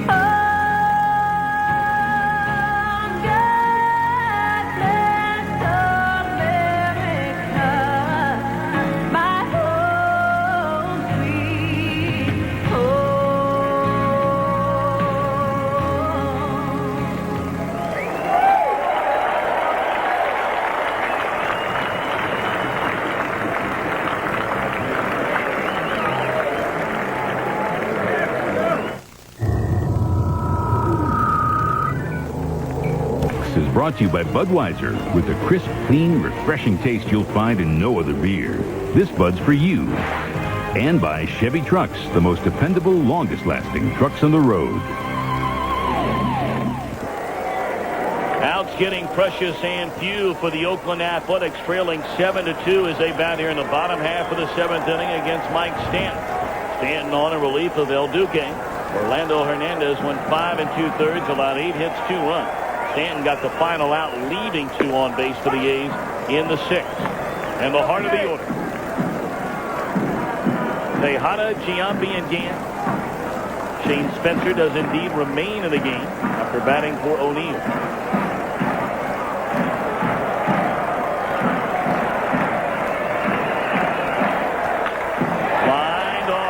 Into right center field, a base hit by Tejada. A 4-hit game for Miguel Tejada.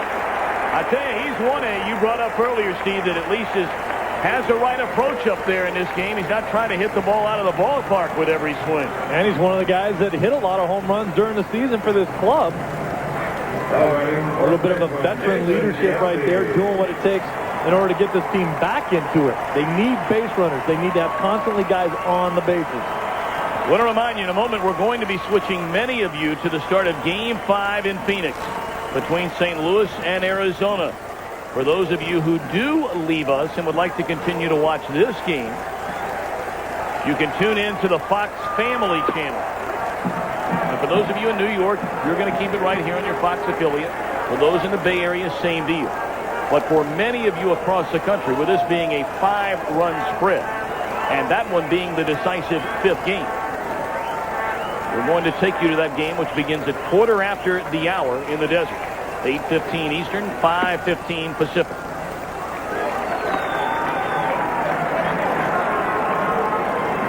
And again, that ball game. Kurt Schilling, a complete game 3-hit shutout in Game 1, giving Arizona the 1-0 lead. Schilling in that game struck out 9, walked 1. And he'll be facing the same pitcher he locked up with in Game 1, Matt Morris. And Morris was terrific as well. Allowed a 2-out single to center field by Steve Finley in the 5th. He scored Damian Miller for the game's only run on the outside corner of strike. There you get a look at the numbers from tonight's Game 5 starters looking back to Game 1. Morris won 22 games during the regular season, 22-8. Schilling, 22-6. There's Mark Mulder, figures to be the Game 5 starter for the A's against Roger Clemens. What a job he did, 6 2/3. Spread around 7 hits, gave up just the 1 run. In a very hostile Yankee Stadium in the Bronx. Mulder won 21 games during the regular season. 2-2 on Giambi. Hitless today, only 2 hits in the series. And Stanton blows him away with a high fastball.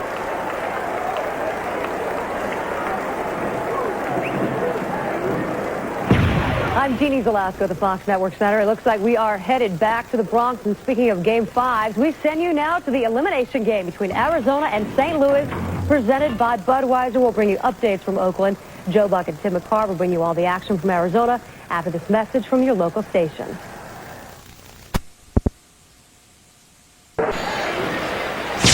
I'm Jeannie Zalasko at the Fox Network Center. I'm Jeannie Zalasko at the Fox Network Center. One of Oakland's hottest bats in the series so far, trying to get his A's back in this game, but this won't help. The flyout to Bernie Williams would end the inning. They've gone to the top of the 8th in Oakland. New York still leads 7-2. As promised, we'll keep you posted, Joe Buck. That they had been all season long, certainly after they got him.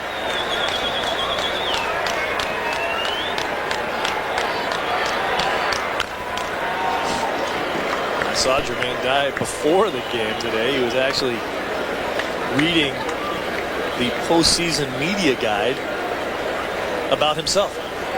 He was trying to make sure everything was right.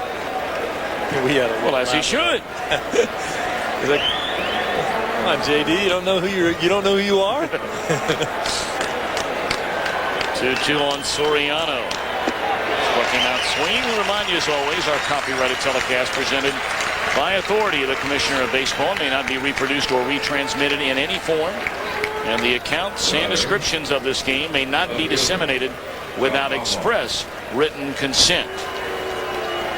It's interesting to note, what did Jermaine Dye mean to this team this season? They went 48-14 after the trade. They're cleanup hitters before Dye got here. Hit .208 with 10 home runs. And you're talking about well over 3 months into the season, nearly 4 months into the year. 10 homers, 48 runs batted in. And you get a look at the numbers that Dye put up, those numbers to the right with Oakland, in the cleanup spot. In less games. Two-hopper at Giambi and Knobloch retired. And that'll end the inning. We go to the bottom of the 8th. Jeremy Giambi, Chavez, Myers all coming up, and the A's down 5. Mike Stanton set to start his second full inning of work. He came on with 2 on and 2 out in relief of Hernandez in the 6th. Got Damon on a comebacker to the mat.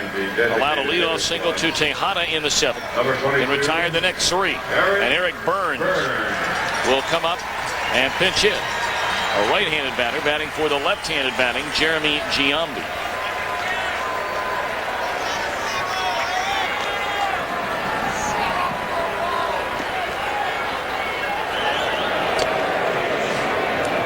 Burns got a little pop in his bat from the right-hand side there. Saw him earlier today.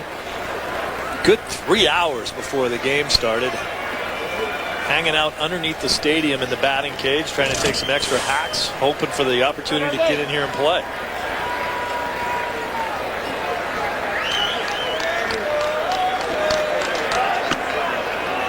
Breaking ball that nearly hit him. Ball 1. Well, you never count Oakland out. But certainly right now it is looking more and more like both of these clubs are going to jump on a plane after the game and fly across the country. Headed back for the Bronx. Neither team will get in until rush hour, probably tomorrow morning at the very early. And of course they had to do the same thing the other way here last year. You pick up time, though, coming back this way. You lose it going the other way, and there is the Game 5 matchup. And again, Steve, you asked Joe Torre right from the get-go, how was Roger Clemens doing physically? And, I mean, Joe wasted no time at all and said, he is ready. He's not even here. He flew out of here this morning, came in, threw off the mound to make sure he was okay and set to go and get prepared for Game 5. Well, that's just the Clemens mentality, though. There's no way he's 100%, but Roger's not going to tell you that. The thing that scares me about that, if you're a New York fan, is that Roger relies so heavily on his legs to pitch. He's a classic drop and drive type pitcher. And in his history, when he's had the groin problems as he has, and when he's had hamstring problems in the past, it's tough to be the same guy that he is. Jam shot pop up at Soriano, 1 away. Not to say that he can't beat you on sheer guts alone, because I've seen him do that a bunch of times too. We get a look at the brackets. Atlanta, the only sure thing. Boy, how about this? You take away that series. The Diamondbacks and St. Louis, Game 5. Cleveland and Seattle tomorrow, Game 5. And it's looking more and more like Game 5. The A's and the Yankees from Yankee Stadium here on Fox tomorrow night. Not over yet, though. No, it's not. Well, you talked about the travel. The guys hopping onto a plane and flying all the way back to New York. Consider the fact that if the Seattle Mariners win their Game 5, whoever wins that ball game in New York hops on a plane right after that game and flies all the way back to Seattle. The only good news as far as that is concerned, if there is good, well, of course, it's great news because you continue on to the playoffs, but you at least have a full off day where you don't have to play a game. You'd have to go work out. You'd leave New York tomorrow night, fly all night, get to Seattle. You pick up 3 hours. But the American League Championship Series does not begin until Wednesday. I don't know how you are, though, but I'm one of those guys that says, you know, that day you're fine. It's the next day when that kind of travel kind of kicks you around a little bit, and that's the day they would be playing. Art Howe agreed when you brought that up yesterday. So did Joe Torre. When you get in, I mean, you're kind of running on fumes, but enough fumes to go ahead and get out there and do what you got to do. Well, how many miles do you think Zim has walked? Oh, how about the conversation we had with Zimmer about that? So, you asked him about the air miles, and the thing he said he was talking with his wife, Soot. They were high school sweethearts at Cincinnati's Western Hills High School, and he said, what I would like to know, when I talked to my wife about it, he said, how many national anthems have I heard? And he brought up a great point, because it's not a matter of just counting up the games that he's been in, because he said, hey, I've been in the game 53 years. I played winter ball almost all of those years. It seems like I was in winter ball. And he said, you know, I like to go to the racetrack, and sometimes you hear 2 anthems there. Exactly. He said, how many anthems? I asked him, how many flights does he think he's been on?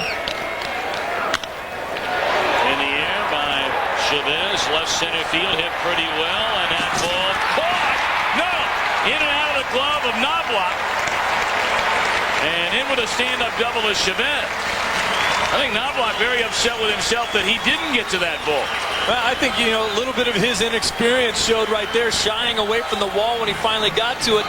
But how about Chavez finally doing what Jason Giambi's been trying to tell him to do, and that's go into that opposite field gap. You see, Knobloch shied away from the wall right there. He takes a little stutter step.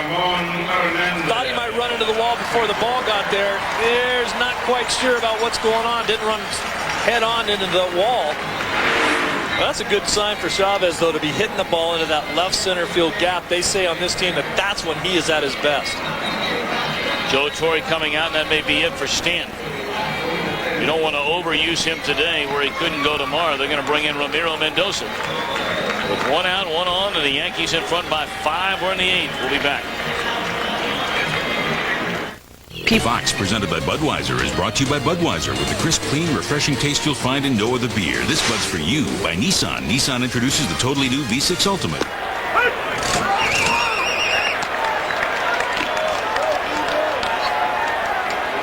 Ramon Hernandez, a pinch hitter. Coming up to bat for Greg Myers, and Ramiro Mendoza, who has been such a valuable member of this Yankee pitching staff. Takes over from Mike Stanton. 1 on, 1 out. Big breaking ball and a dandy from Mendoza. Nice breaking ball there. He knows that the pitch that he can get in the most trouble here with Hernandez is a fastball on the inside part of the plate. That's the pitch that Hernandez certainly can turn around. Grounded, foul. Just to finish the thought on Don Zimmer, he also talked about how many apartments that he rented during his illustrious career in the major leagues. He said, I rented every year. How many different places have I lived? He said, the one place I bought was managing in Texas. Got fired 3 months later. Don't buy. On the ground, down to third. Brocious will look the runner back. 2 away in the inning. And just to add further to that, his year-round home. And Steve's talking about all the renting he does, whatever team he happens to be wearing the uniform. His year-round home is down in Florida. He bought that house 50 years ago. Had it built 50 years ago. The same house. He's married to the same girl he dated in high school. Now, if that's not a guy that you could call a loyal person, who is in this day and age? How about his loyalty to Joe Torre? I'll tell you, Zim's tried to get out of this game. Walked out of a game in Colorado in the middle of it, said, I've had enough, I'm going home. He was my bench coach when I played in Boston and said, I've seen things that you guys do on this team that I've never seen in baseball in my life. I'm quitting and going home. Played back to the mound, and that's going to do it. We go to the 9th. All Yankees gearing up for a long plane ride home in Game 5 tomorrow. Bacon mushroom melt. When you gotta have one, you gotta have one. And by Nissan. Nissan introduces the totally new V6 Ultima, the cure for the common car. Top of the ninth inning here in Oakland, 7-2 Yankees. Jeff Tam has taken over on the mound. He was the busiest of pitchers this season for Art Howe's team. 70 games. Been an outstanding pickup. Nobody wanted this guy 3 years ago. Ramon Hernandez takes over behind the plate. Tam has been nursing a sore shoulder here down the stretch. Derek Jeter, first pitch swinging, pops it up into foul territory. One away. Let's check in with Jeannie Zelasco. Hi, Jeannie. Hi, Tom. Elimination game underway in Arizona. Top one, runners on the corner. The hot bat of Jim Edmonds at the plate, but Kurt Schilling stops the threat. No score as they head to the bottom of the inning, and now we're going top two. We'll keep you posted. Thank you very much, Jeannie. And again, if Arizona should win that game, the Diamondbacks would open the National League Championship Series at home, having a better record than the Eastern Division champion Atlanta Braves. If the Cardinals win that game, St. Louis will start the League Championship Series in Atlanta.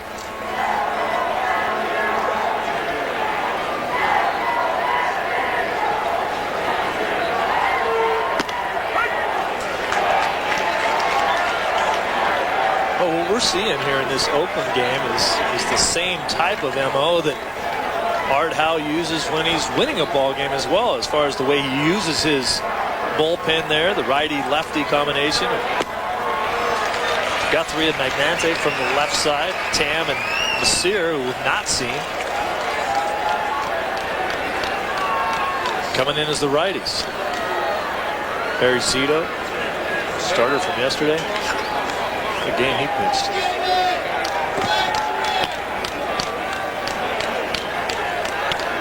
We had seen 3 playoff games to this point and 6 pitchers that didn't deserve a loss.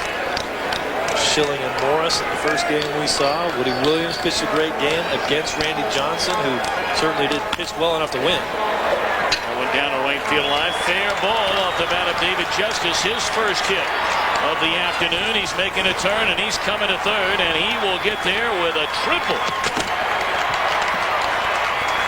Second hit of the series for David Justice. Well, David will take this, and this is the kind of hit that might get you on a little bit of a streak. It gets in on him a little bit. He's jammed, but he just muscles it down the line, hooks it down there. And I like what Terrence Long is doing right here. He's going to slide into this corner to try to protect. Couldn't quite get there, and it got by him. But you know what? If he doesn't do that, the ball gets by him anyway. Tried to get there to keep Justice to 2, or maybe have the chance of throwing him out at second base, and he just couldn't quite get there. Well, now the A's forced to bring the infield in. Trailing by 5 here in the 9th inning. Bernie Williams, 2 hits and 3 at-bats, has knocked in 4 runs. He's also walked and scored a run. That's the postseason Bernie.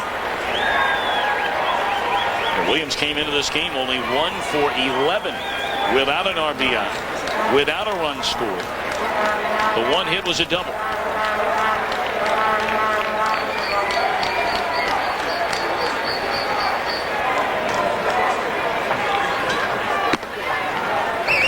You begin to see the brightness again that we saw in yesterday's ball game, with the sun kind of peeking its way back out and the reflection back on the hitters. You look at Bernie Williams, there's almost like a little spotlight. There's a great view of the sun shining back off of those shades. And then you take a good look at Bernie Williams at the plate, and there's like a little spotlight on him, like we're going to take a nice picture of him. It's portrait time.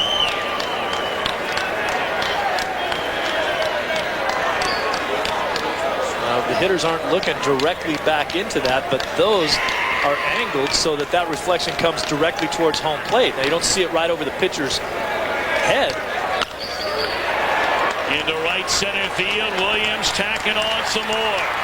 Making a turn, coming into second base, Bernie Williams. 5 runs batted in. And the Yankees perhaps throwing an exclamation point on this visit to Oakland. Now with a 6-run 9th-inning lead. Bernie Williams just took my 5-minute explanation of how the sun's in his eyes and said, forget about you, I'm going to hit a double, okay? I'm going to drive in another run. I'm going to smoke this ball into the gap. You come up here and hit if you don't want to have the sun in your eyes. He said baseball's made to be played in the sun.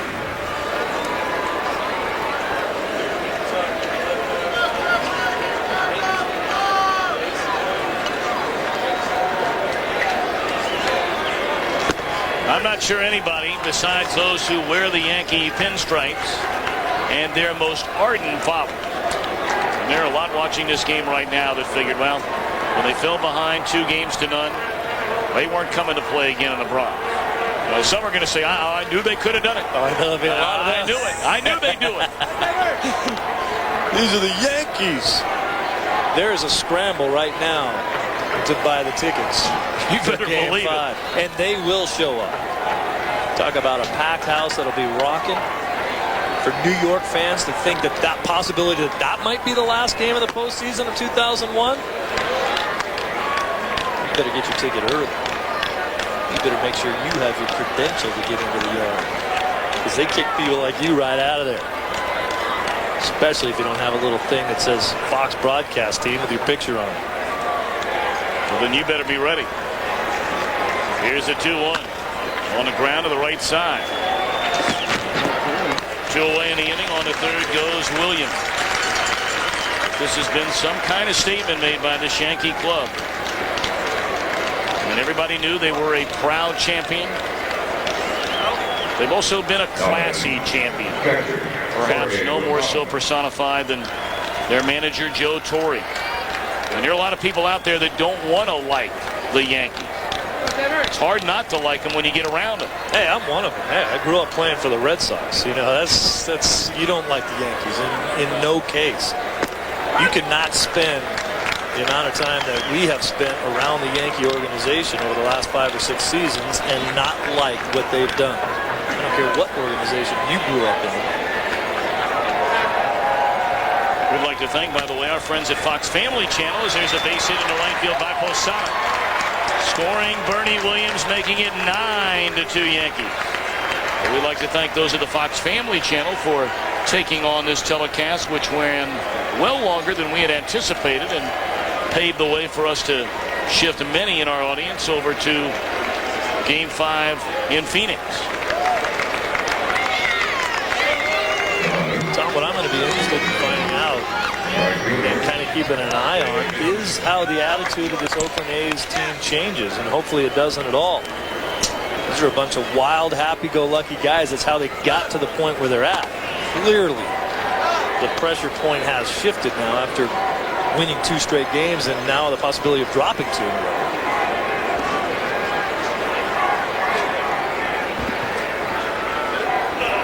These guys got to come back with the same type of attitude and not change the way they've been doing things.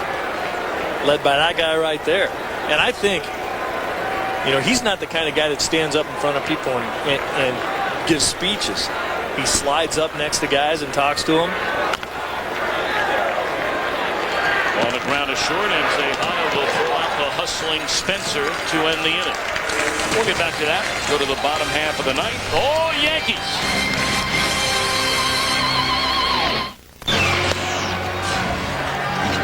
Well, we'd like to remind you that barring a miracle comeback here in the Oakland bottom half of the ninth inning, and the A's are down by 7.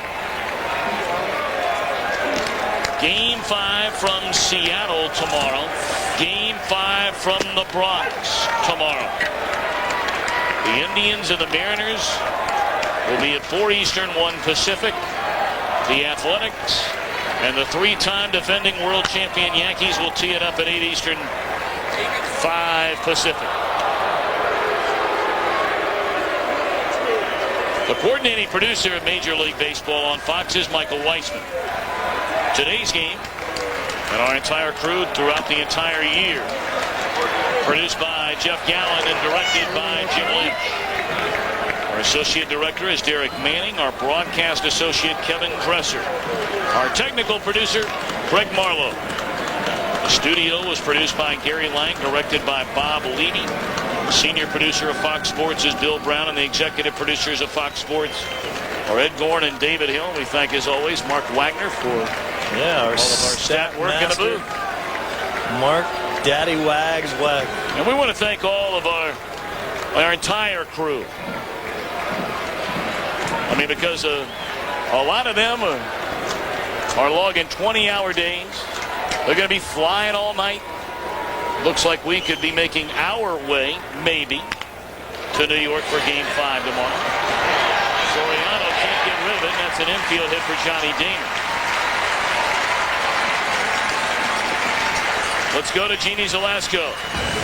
Tom, no surprise to see Mark McGwire in the lineup for Game 5 in Arizona. Unfortunately for St. Louis, the result is the same. Schilling gets him swinging, back 1 for 9 in the series. No score, bottom 2, Tom. Jeannie, thank you. Notice, again, the roof closed at Bank One Ballpark in Phoenix.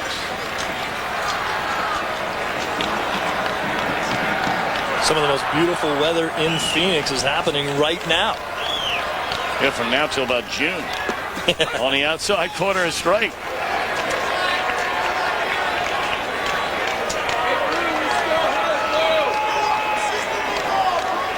Steve, what else can you say about this Yankee team? I mean, we may be doing the ball game tomorrow night, but to come in here down 2-0, it is absolutely unbelievable against a team this good in the Oakland A's. Well, the type of team that they've been over the last 6 seasons, when you're talking about the championships that they can roll out and talk about, pressure isn't a main issue. They got down 2-0. They probably played looser. In fact, that's exactly what Joe Torre was going to ask them to do. Play more aggressively, not less, and go out there and have some fun. When you look at the score of today's ball game, 9-2. That's having a little bit of fun. Bernie Williams spanking the ball all over the yard. He showed the numbers of all the guys that got hits in that lineup. Very balanced attack today. You add on a couple bad plays by the Oakland Athletics, and you end up with a big game for the Yankees. And that one fouled off the leg of Tejada, and he goes down in the box. They weren't with us earlier. A foul ball off the tibia by Jermaine Dye. Broke that bone in his leg, and he's through for the year. That one looked like it went on right off the left instep, the arch area of Tejada, and these things, that hurts. That might have even got even further back on the heel of his foot. And this was earlier today. Jermaine Dye fouling it right off the lower leg. The tibia, as you said, broke the bone right under the knee. Tejada, a good sign, is at least up. Jermaine Dye never got up after that ball hit him. Oh, thank goodness Tejada is going to stay in.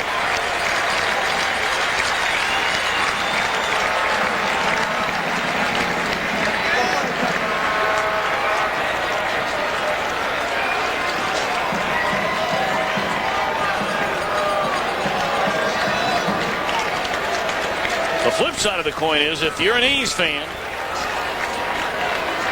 I mean, by no means is this club going to wave that proverbial white flag. A club that won the second most games in the major leagues this season.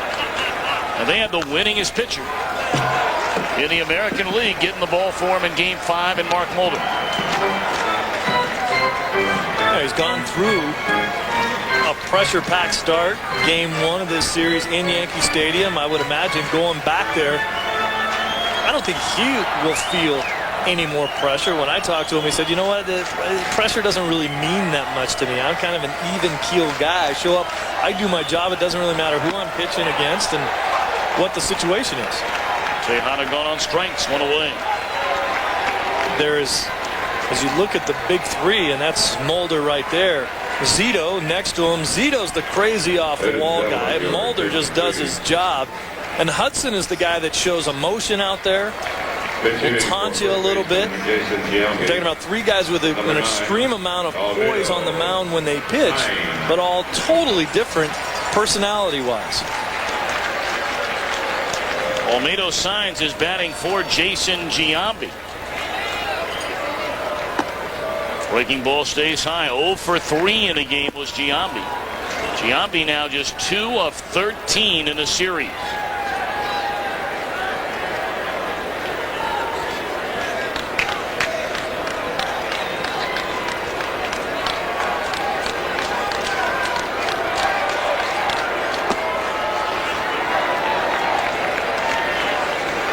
Tejada went up there to bat here in the ninth.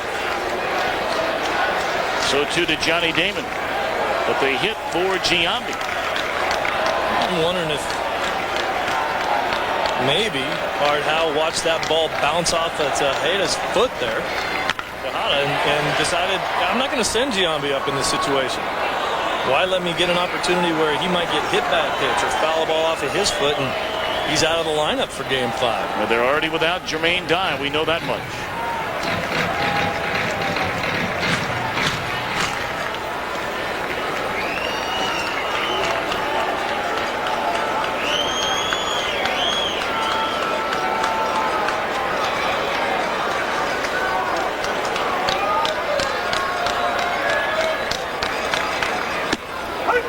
Strike called on the outside corner. Giambi was a young, up-and-coming superstar, the type of guy that they talk about like Chavez.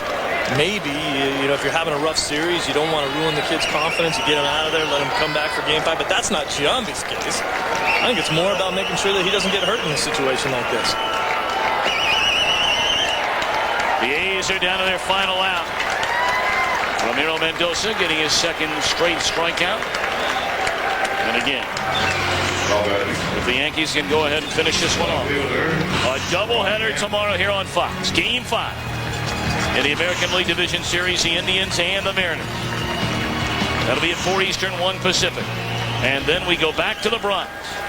Paul O'Neill, at least one more game in front of the diehard Yankee fans. It gets underway at 8 Eastern, 5 Pacific. And the road to the World Series continues right here on Fox.